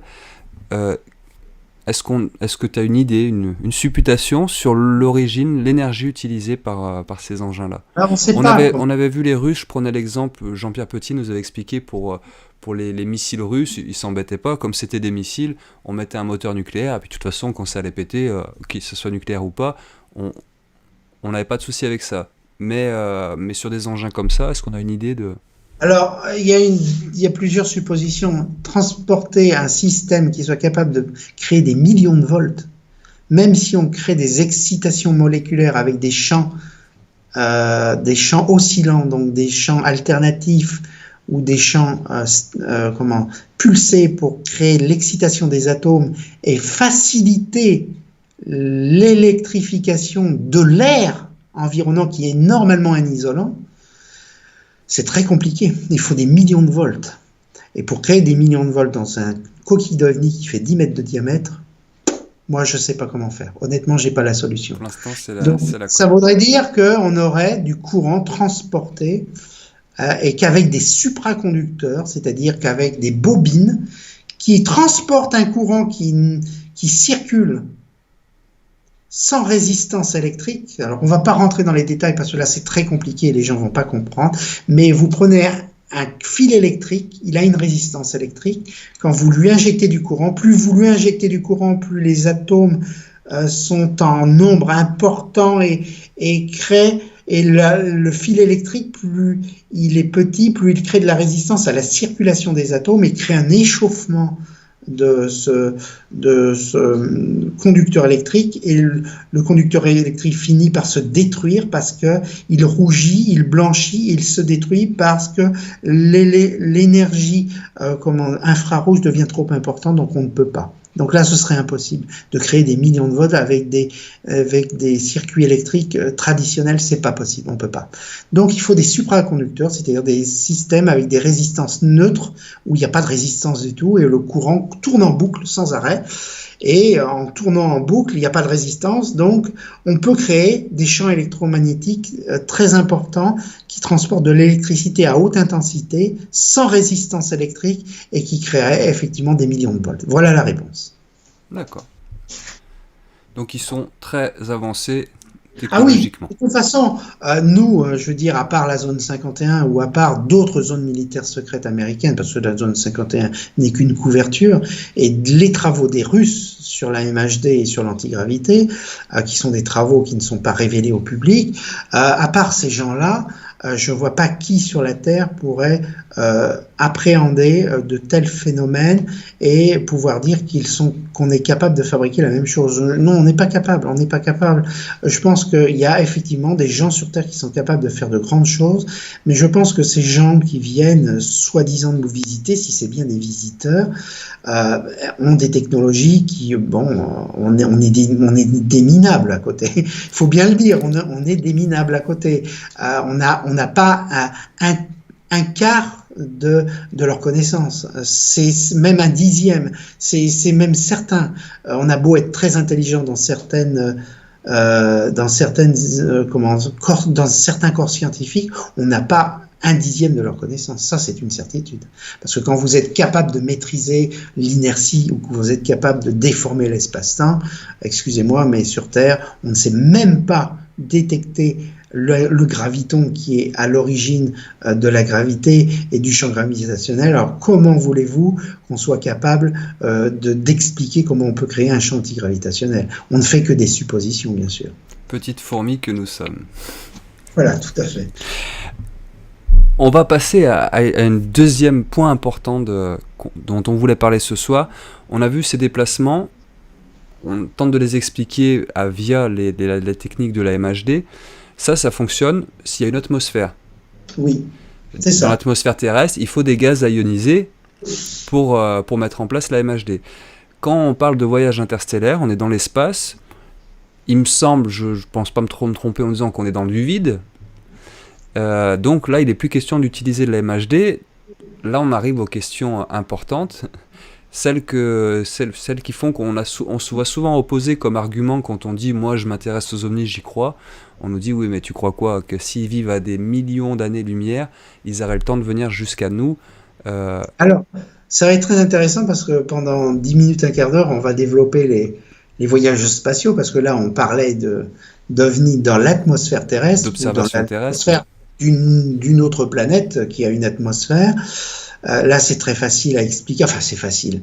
Ça reste plus facile à expliquer, mais quand il s'agit de voyager dans l'univers où il y a très peu d'atomes, parce qu'il faut savoir que l'univers n'est pas vide, mais contient des particules inconnues, qui est responsable de l'expansion de l'univers. Et quand on explique que l'univers est un presque vide, mais pas vide complètement, parce que le vrai vide n'existe pas, comment voyager quand on a très peu d'atomes et qu'on ne peut pas créer d'ionisation pour se déplacer? Là, c'est très compliqué. Ça veut dire que là, on déforme l'espace. C'est-à-dire que vous prenez par exemple le schéma 10, si on peut aller au schéma 10, où on voit un vaisseau avec une espèce de déformation de l'espace derrière et devant, où ça crée un creux devant, et ça crée, tu l'as? Le voici. Voilà. Alors on a ce vaisseau spatial où on voit une déformation derrière le vaisseau, une espèce de grosse vague et un creux devant. C'est la déformation de l'espace-temps, c'est-à-dire que le vaisseau surfe comme sur une vague, on pousse le vaisseau par derrière et on crée un creux devant, et en créant ce creux, on déplace l'espace, on le déplace. On déplace l'espace, et en déplaçant cet espace, on fait comme une vague qui avance sur l'océan. On surfe sur l'espace et on peut se déplacer à des vitesses infinies et dépasser même la vitesse de la lumière parce que on n'est plus contraint à voyager dans l'espace lui-même, mais à utiliser l'espace lui-même pour se déplacer, c'est-à-dire qu'on n'a plus les contraintes de compression, de déformation de l'espace-temps qui empêchent le vaisseau d'accélérer. On utilise l'espace lui-même pour se déplacer, donc on peut envisager qu'on pourrait se déplacer plus vite que la vitesse de la lumière. Donc en fait là on joue avec l'espace-temps. Est-ce qu'on peut parler de distorsion de l'espace-temps? Oui, tout à fait, distorsion de l'espace-temps. Comme l'expliquait Albert Einstein, on est dans une distorsion de l'espace, on comprime et on comprime l'espace devant et on l'étire derrière. Et en fonction de l'étirement ou de la compression, on va changer des choses dans la physique, je dirais, du vivant, dans la physique de l'explication, de savoir comment on peut voyager sur de très grandes distances. C'est ce qu'on va aborder maintenant avec le schéma numéro 9. Si tu l'as, le schéma numéro 9, on voit des petites planètes avec un bonhomme A et un bonhomme B. Est-ce que tu as ça? C'est tout bon. Bon, voilà. Alors, les gens disent souvent, oui, mais vous comprenez, vous expliquez qu'on peut voyager dans l'univers, oui, mais d'accord, on peut surfer sur l'univers, mais expliquez-moi comment on peut aller sur une planète qui se trouve à 1 million d'années-lumière, sans mourir, et arriver intact, indemne, de la planète A à la planète B, en ayant voyagé 1 million d'années-lumière, sans mourir et en arrivant, je dirais, en partant, en ayant 20 ans et en arrivant à 80 ans sur la planète, en ayant voyagé que 80 ans par exemple, ou 60 ans, alors qu'il nous aurait fallu 1 million d'années-lumière pour arriver à la planète B. La réponse, elle est toute simple. Albert Einstein a découvert dans la relativité, dans la loi de la relativité qu'il a étudiée en 1915, la chose suivante, c'est qu'il fallait se déplacer dans l'univers. On pouvait utiliser l'univers comme un tissu. C'est comme ça qu'on peut expliquer la chose suivante. C'est-à-dire que l'univers s'étire ou se comprime. C'est comme un tissu. Vous prenez par exemple une mousse, vous la comprimez, ou vous la tirez ou vous l'étirez. C'est-à-dire que les distances changent, mais la quantité de matière ne change pas. C'est simplement le fait de la comprimer ou de l'étirer qui change. D'accord ? On revient sur cette histoire de masse, de densité. On ne change pas la quantité de matière, mais on change la densité par rapport à la quantité de volume qu'on lui donne. Voilà. Donc, ça n'explique rien. Pour l'instant, ça n'explique ce que j'ai voulu faire comprendre. Donc, maintenant, si on voyage dans le temps, c'est parce qu'on comprime l'espace. Par exemple, vous prenez un vaisseau spatial, vous voyagez dans l'espace. Vous allez augmenter la vitesse jusqu'à 90% de la vitesse de la lumière, et d'un seul coup, vous comprimez l'espace devant l'objet. C'est-à-dire que vous allez tellement vouloir accélérer que l'espace va résister à l'accélération, et en résistant à l'accélération, elle va empêcher le vaisseau d'accélérer. Et plus vous voulez accélérer, plus ce sera dur d'accélérer. C'est pour ça qu'on ne peut plus jamais atteindre la vitesse de la lumière, parce qu'au bout d'un moment, l'accélération et la poussée devient infinie pour pouvoir accélérer. C'est-à-dire qu'on ne peut plus, au bout d'un moment, ça devient tellement colossal la force qu'il faut dégager pour accélérer qu'on ne peut plus accélérer. Voilà, pour qu'on ne peut pas dépasser la vitesse de la lumière. Donc, en voyageant, on comprime l'espace. Et en comprimant l'espace, on comprime le temps, parce que c'est l'espace-temps. On va comprimer le temps avec l'espace. Le temps est compris dans l'espace. Si vous dilatez l'espace, vous ralentissez. Si vous étirez l'espace, vous accélérez le temps. Si vous le comprimez, vous le ralentissez. Donc en comprimant, d'ailleurs en étant plus rapide, on comprime l'espace, donc le temps passe moins vite. Voilà, c'est ça. Et en l'étirant, c'est l'inverse. Alors, c'est le phénomène qui se passe, c'est que si jamais vous prenez par exemple un vaisseau et vous accélérez, le petit bonhomme qui est à l'intérieur du vaisseau va voir les horloges circuler normalement, mais celui qui sera à l'extérieur du vaisseau et qui regardera l'horloge du petit bonhomme qui est dans le vaisseau verra le temps s'écouler plus doucement. Par contre, le temps à l'extérieur s'écoulera normalement. C'est l'explication de la déformation du ralentissement du temps par rapport à la compression de l'espace-temps. Et plus on accélère, plus on comprime l'espace, plus l'aiguille de l'horloge à l'intérieur du vaisseau va ralentir. Vient un moment où la compression de l'espace-temps est si gigantesque que vous arrivez à expliquer que la compression est tellement gigantesque que vous arrêtez carrément le temps. Le temps n'existe plus. Vous l'arrêtez carrément, comme dans un trou noir. Un trou noir, c'est la compression extrême de l'espace-temps, et là, le trou noir est d'une compression si impressionnante que vous comprimez tellement le temps que le temps s'arrête. L'horloge ne tourne plus. Voilà. Donc, voilà comment on peut expliquer le voyage dans le temps. Alors, vous prenez par exemple vous prenez une mousse qui fait 1 mètre de diamètre. Vous avez une portion A d'un côté, une portion B de l'autre.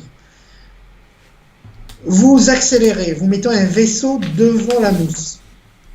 Le vaisseau va comprimer la mousse. Et plus il accélère, plus il comprime la mousse. Le côté A de la mousse et le côté B de la mousse se rapprochent.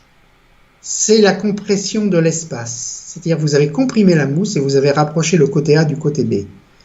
Vous allez parcourir une distance moins importante, mais la même quantité d'espace que si la mousse était détendue.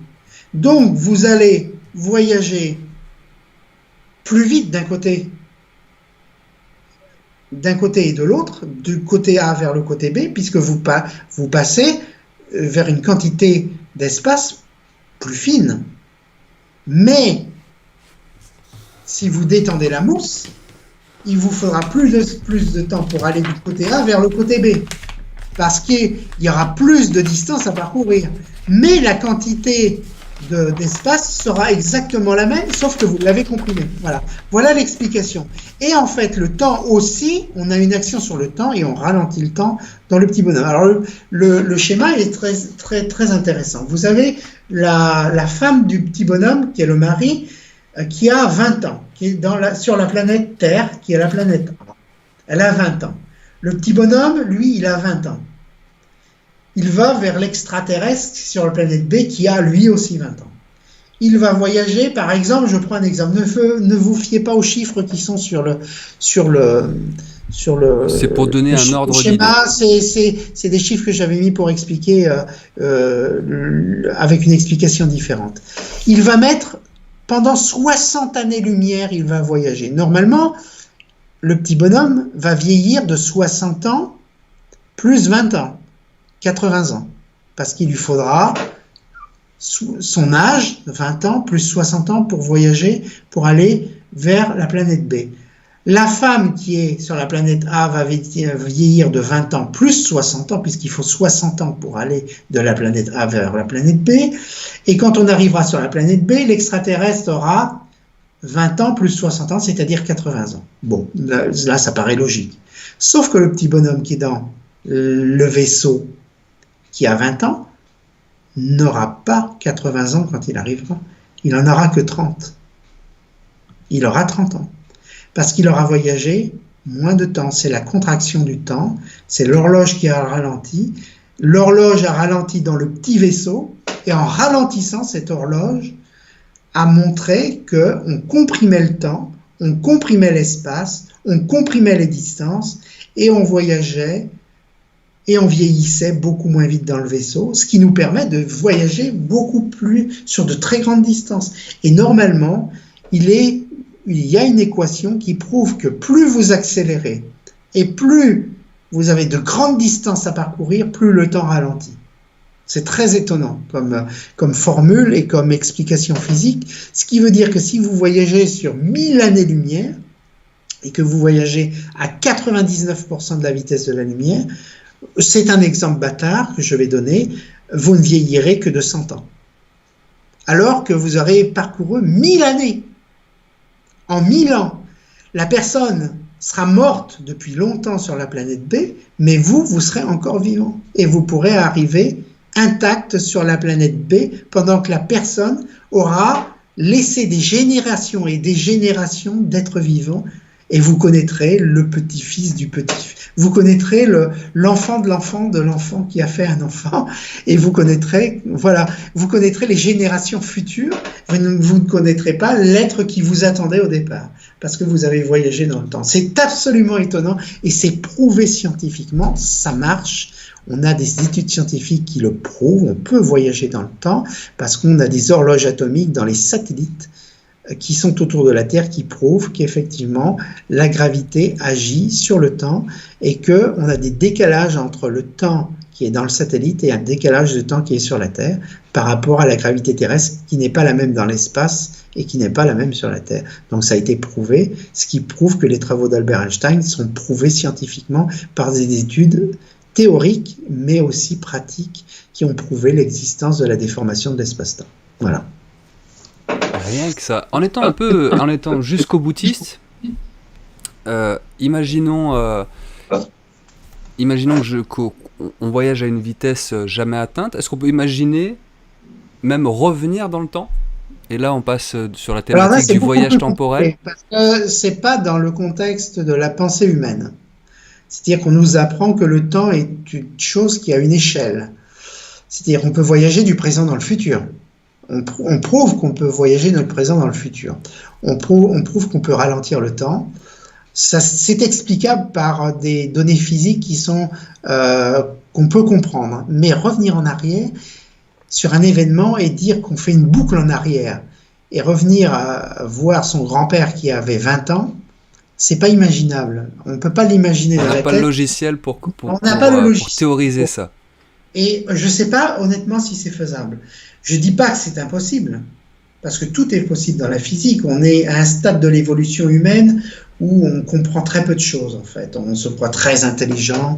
Les maîtres de l'univers, on n'est rien, on n'est pas grand-chose dans l'univers. On ne sait même pas on ne sait même pas 1/1000 de ce qu'on pourrait savoir sur la création de l'univers, parce qu'on croit savoir beaucoup de choses, mais on ne sait pas grand-chose en fait. Donc comprendre comment on pourrait revenir en arrière dans le temps, ça voudrait dire savoir maîtriser toute la physique quantique, toute la mécanique des atomes, et savoir comment on pourrait manipuler l'espace pour pouvoir créer une boucle inverse, pour pouvoir revenir en arrière. Et ça, c'est difficilement imaginable parce que le stade de l'évolution humaine ne le permet pas pour l'instant. Après, il y a peut-être des scientifiques qui ont des idées que moi je n'ai pas parce que je ne suis pas non plus un scientifique pur, mais j'ai du mal à imaginer qu'on puisse pour l'instant comprendre comment on pourrait faire. Pour l'instant, je pense qu'on en est au stade de la recherche, mais pas de savoir comment on peut faire réellement. Voilà. D'accord. Merci pour ta réponse. Une autre question de ma part. On a vu, donc tu nous expliquais, pour aller de ce point A à ce point B, je vous montre. Oui, oui. Toi, tu parlais d'histoire de l'espace-temps. Donc, oui, en tout gros, à fait. On rétrécit voilà. Ça, oui, et les voilà. Est-ce qu'on peut... Bon, du moins, qu'est-ce que tu penses de la théorie qui consiste non pas à le plier comme ça, mais à trouver un raccourci, et finalement, en passant à travers, je passe du point A au point B, et me voici. Une sorte de courbure, de trou de verre ou autre. Est-ce que tu es au fait de ce genre de théorie ? Il y a une théorie qui... Alors, attention. Quand on parle de plier l'espace-temps, c'est pas plier tout l'espace. Parce qu'il est impossible de prendre l'espace entier et de le plier. Parce qu'on rapprocherait toutes les planètes et que toutes les planètes seraient rapprochées les unes des autres. On fait une belle origami cosmique. Tu te trouves à 10 millions d'années-lumière, tiens, je peux te serrer la main. Non, ça marche pas comme ça. C'est une pure théorie qui explique qu'on ne plie qu'une portion de l'univers sur laquelle l'objet se déplace. C'est-à-dire que si on plie l'espace, c'est simplement à l'endroit où l'objet plie l'espace, et pas l'univers tout entier. On ne plie qu'une portion de l'espace, et on pourrait faire un trou et passer d'un endroit à un autre pratiquement instantanément si on avait les capacités de comprimer suffisamment l'espace et de créer comme un trou noir à l'intérieur de l'espace. C'est-à-dire qu'on plie tellement l'espace que l'espace est tellement comprimé qu'au bout d'un moment on le perce. Et on passe dans une autre dimension et on passe de l'autre côté de l'espace. Ça, c'est parfaitement possible. Mais on ne plie pas l'espace. On ne plie qu'une petite portion. Et pour plier l'espace et pour passer d'un endroit à un autre, il faut une force gigantesque. C'est même inimaginable la force qu'il faut pour pouvoir créer ce genre de choses, puisqu'il faut créer un trou noir et il faut percer l'espace carrément, littéralement, pour passer d'une portion de l'espace à un autre. Donc effectivement, c'est explicable comme ça et on peut imaginer qu'on pourrait le faire dans le futur. Mais pour l'instant, on n'en est pas capable. Voilà. Est-ce que ce type de passage théorisé, c'est ce qu'on appelle les trous de verre, ou je suis totalement à côté de la plaque ? Alors, c'est pas tout. Enfin, j'ai pas les connaissances nécessaires pour pouvoir te répondre sur cette question. Le trou de verre, c'est tout simplement un passage d'un point de l'espace à un autre en utilisant un raccourci, d'accord ? Là, on crée un raccourci, mais en créant une compression. Avec le déplacement d'un objet qui crée une compression de l'espace, c'est-à-dire un pliage de l'espace par rapport à la compression. Alors que le trou de verre, c'est pouvoir ouvrir une porte tridimensionnelle avec une énergie électromagnétique pour pouvoir passer d'un endroit à un autre, ce qui n'est pas tout à fait la même chose, c'est-à-dire qu'on n'utilise pas tout à fait la même méthode. D'accord. Mais c'est approximativement le même schéma relationnel entre le fait qu'on le plie d'une certaine manière ou on utilise un champ électromagnétique. C'est un passage tout simplement, c'est un passage. Okay. Comme quand on utilise la passage quand on regarde Stargate, où on voyage d'un bout à l'autre de l'univers. On utilise un vortex, on utilise un passage d'un point à l'autre de l'univers avec on raccourcit, on voyage à une vitesse infinie pratiquement, et on passe d'un endroit de l'univers à un autre à une vitesse absolument affolante. C'est-à-dire que pour ça, on est obligé de dématérialiser l'atome et les molécules pour pouvoir faire voyager l'objet, parce que sinon l'objet serait détruit par son accélération. Voilà. D'accord. Bah merci pour ce complément d'infos. J'ai appris pas mal de choses ce soir. On va poursuivre. Est-ce que tu avais d'autres choses que tu souhaitais rajouter pour finir cette présentation, qu'on ne passe pas à côté d'informations importantes? Pour finir, avant de passer à répondre à des questions, s'il y a des questions, c'est tout simplement la chose suivante. L'ufologie est un domaine aujourd'hui qui, depuis des siècles, parce que on parle de siècles dans l'ufologie, il y a des théories des anciens astronautes qui parlent de visiteurs qui seraient venus nous visiter, où les gens disent mais vous racontez n'importe quoi, la race humaine a évolué petit à petit, elle n'a reçu aucun apport d'intelligence extérieure. Je voudrais répondre à ces gens la chose suivante. D'abord, il ne faut pas avoir honte de penser qu'on n'est pas les seuls dans l'univers, parce que de toute façon l'univers c'est l'immensité. L'immensité, c'est pas pour regarder l'univers. L'univers n'est pas immense pour qu'on le regarde et pour qu'on l'admire, sinon ça ne sert à rien. Spirituellement, l'explication est la suivante. Si un univers est grand, c'est pour qu'il y ait de la vie.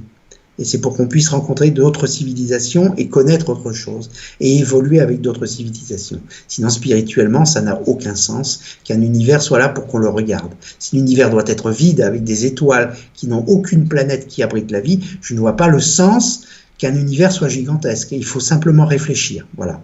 Après, les gens qui critiquent et qui disent « oui, mais on n'a pas sûr, on ne sait pas », je dis à ces gens... Moi non plus, je n'affirme pas qu'il y a de la vie dans l'univers, mais je dis simplement la chose suivante. On pense qu'il y en a, les astrophysiciens aujourd'hui compétents pensent qu'il y a de la vie dans l'univers, et les éléments chimiques précurseurs de la vie dans l'univers nous montrent qu'effectivement, il y a bien de la vie ailleurs dans l'univers. Et que les briques du vivant sont universelles partout dans l'univers parce que les étoiles ont créé les éléments qui sont nécessaires au développement de la vie partout dans l'univers. Et l'univers accueille la vie un peu partout. Je pense qu'il n'est pas impossible qu'on soit plusieurs milliers d'êtres vivants différents dans notre propre galaxie, qu'il y ait plusieurs milliers de races différentes. C'est proprement plausible, et comme il y a des centaines de milliards de galaxies dans l'univers, ça voudrait dire qu'il y aurait des dizaines de milliards de possibilités de vie différentes. Ça peut être végétal, ça peut être animal, ça peut être intelligente, très intelligente, pas intelligente, ça peut être toutes sortes de formes de vie, bactériologiques, etc. Mais on pense qu'aujourd'hui, la réponse donnée n'est de ne pas avoir honte de parler du fait ufologique comme étant quelque chose de bien réel, et de ne pas écouter les gens qui disent qu'on est ridicule en parlant d'ufologie, parce que ce sont des gens qui veulent étouffer la vérité, parce que le choc des cultures serait tellement important si on révélait au monde que effectivement on n'est pas les seuls dans l'univers et qu'il y a bien des gens qui viennent nous visiter, que toutes nos cultures ne s'appuierait plus sur nos religions, que tout s'effondrerait, que toutes nos connaissances actuelles changeraient, et on aurait une transformation de la pensée humaine, et c'est ce qu'on ne veut pas pour mieux contrôler la population. Voilà, ça c'est ce qu'on peut dire aujourd'hui. Malheureusement. Bon. Mais je dis à ces gens qui ont peur de témoigner et qui ont vu des choses, n'ayez pas peur. La vérité, c'est qu'on n'est pas les seuls. C'est que les scientifiques, tels que des grands scientifiques de renommée, et j'en connais, je ne citerai pas les noms pour pas les nommer, pour pas les gêner, pour pas qu'on les questionne, que je connais, parce que je connais des gens de haute pointure scientifique, je dirais que ces gens m'ont apporté les outils nécessaires de me montrer que la chimie du vivant nous montrait qu'on n'était pas les seuls dans l'univers et qu'effectivement il y avait bien de la vie ailleurs. Voilà ce que je peux dire pour conclure. On n'est pas les seuls, il faut en être certain. Savoir s'il y a de la vie partout, ça je sais pas. Savoir s'il y a de la vie plus intelligente que nous, je pense que oui. Mais effectivement, les éléments chimiques nous montrent que partout dans l'univers, la vie a pu se développer, et je dirais sur beaucoup de planètes. Dans notre système solaire, non. Dans notre galaxie, oui. Dans d'autres galaxies, certainement aussi. Et que la vie, je dirais, se développe et se développera encore longtemps parce qu'il y a des processus vitaux qui sont en place qui montrent que la vie est universelle et se développe sur d'autres planètes, maintenant, dans le passé, dans le futur, etc. Et ça continuera encore longtemps. Voilà la conclusion de la conférence de ce soir. Voilà qui donne matière à réfléchir. Merci beaucoup Patrice pour le temps que tu nous as consacré ce soir et pour toutes ces explications. J'espère que tout le monde en aura appris un petit peu plus sur les hypothèses autour de ces déplacements, de ces fonctionnements de ces ovnis qui nous fascinent tous. On va finir cette émission comme prévu avec quelques questions si tu veux bien. Oui, bien sûr. La première, c'est Niglo Nomade qui nous demande, là on revient sur la thématique que tu as abordée sur les effets des champs électromagnétiques sur l'environnement. Donc Niglo qui nous demande comment expliquer qu'un ovni a désactivé des missiles nucléaires aux États-Unis. Et là il fait référence à l'incident de Maelstrom avec le fameux Robert Salas. Alors, les explications sont très complexes à donner parce qu'on en a normalement aucune idée. Il y a une explication qui est possible, qui est la suivante, c'est que il est impossible, par un moyen technologique, de savoir si on active des têtes nucléaires, à moins d'avoir des moyens technologiques qui soient capables de lire dans les systèmes électroniques qu'on est prêt à lancer des missiles et à les activer, ce qui voudrait dire qu'on lirait dans les informations informatiques qu'on a effectivement l'intention d'activer des têtes nucléaires. Bon, peut-être, c'est possible.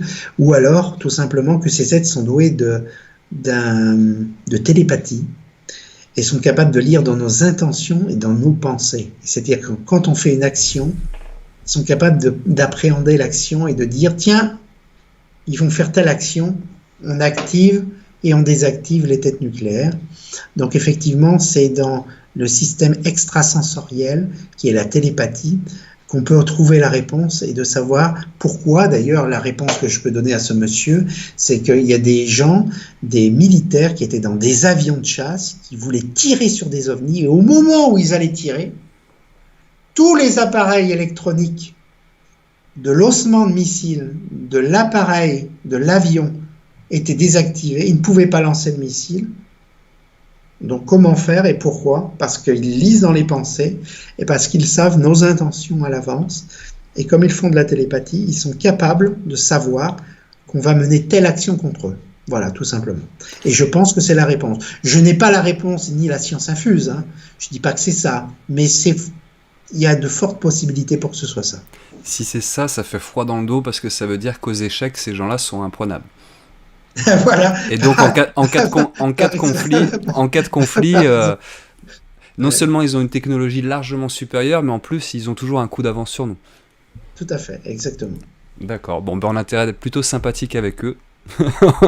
On va les accueillir avec des fleurs, ces gens-là.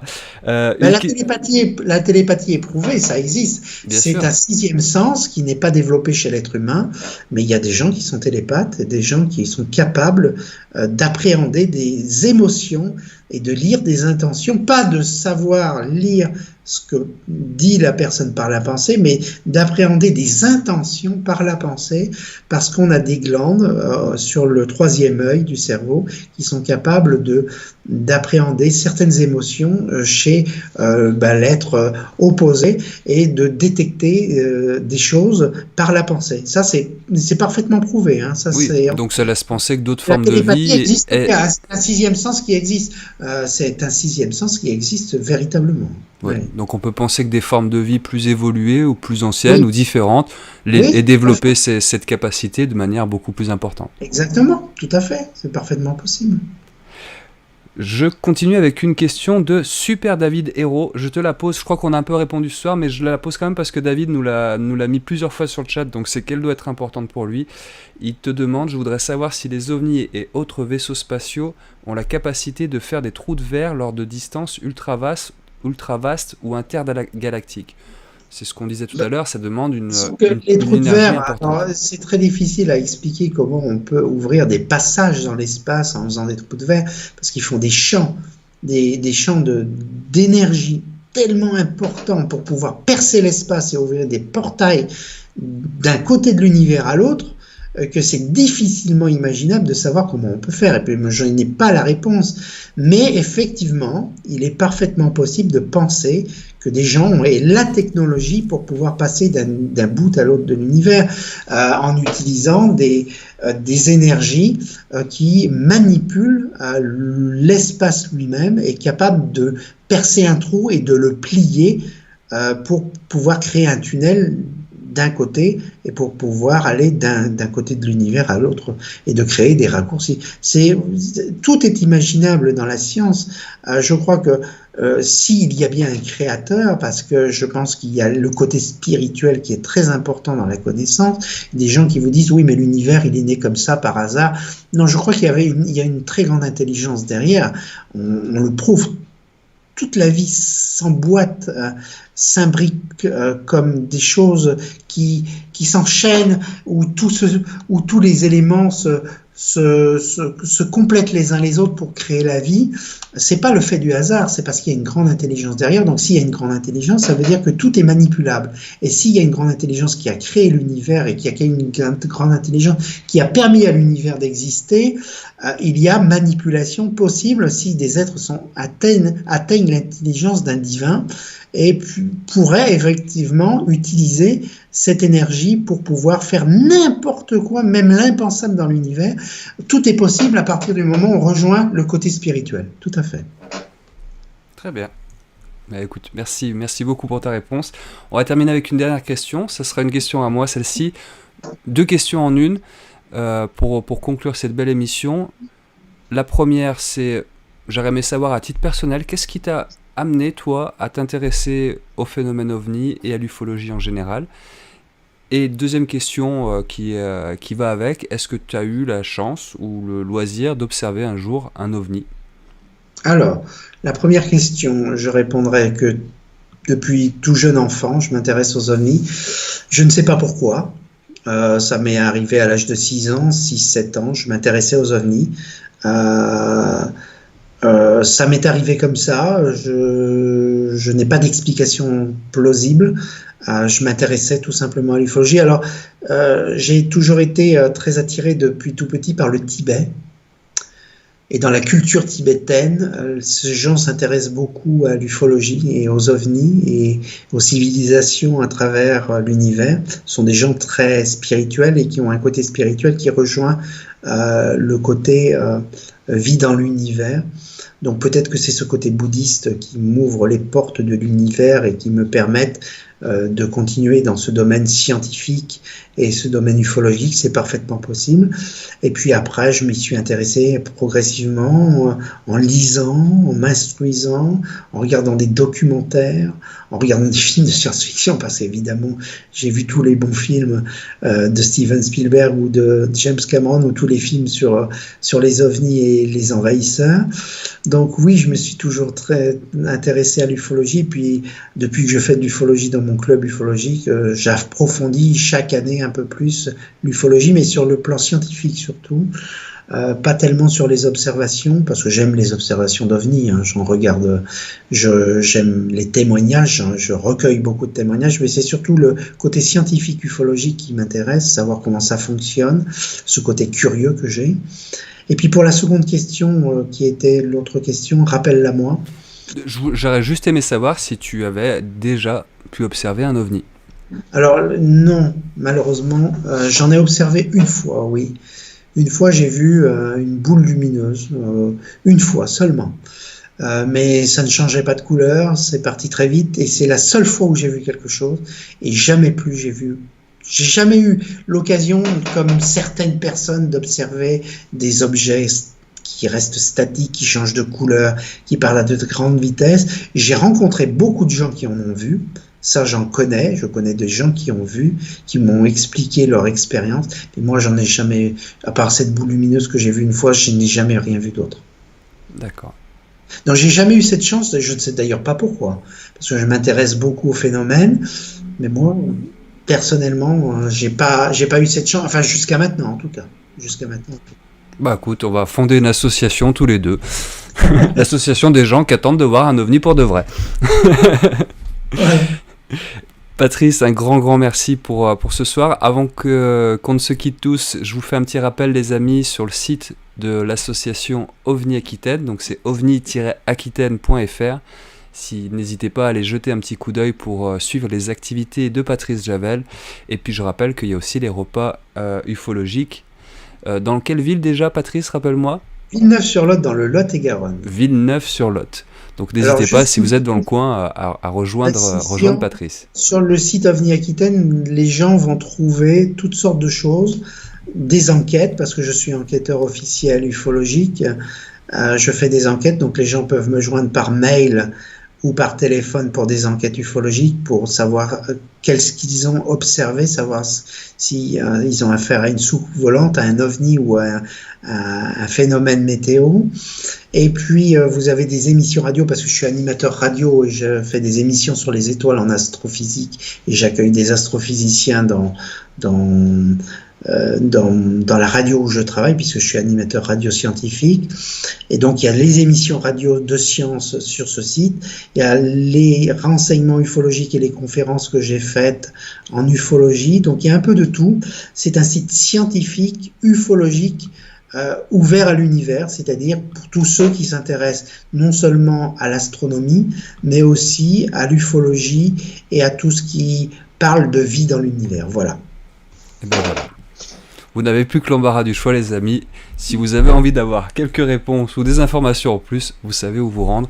Patrice, merci infiniment d'avoir passé cette soirée en notre compagnie, et j'espère te revoir prochainement.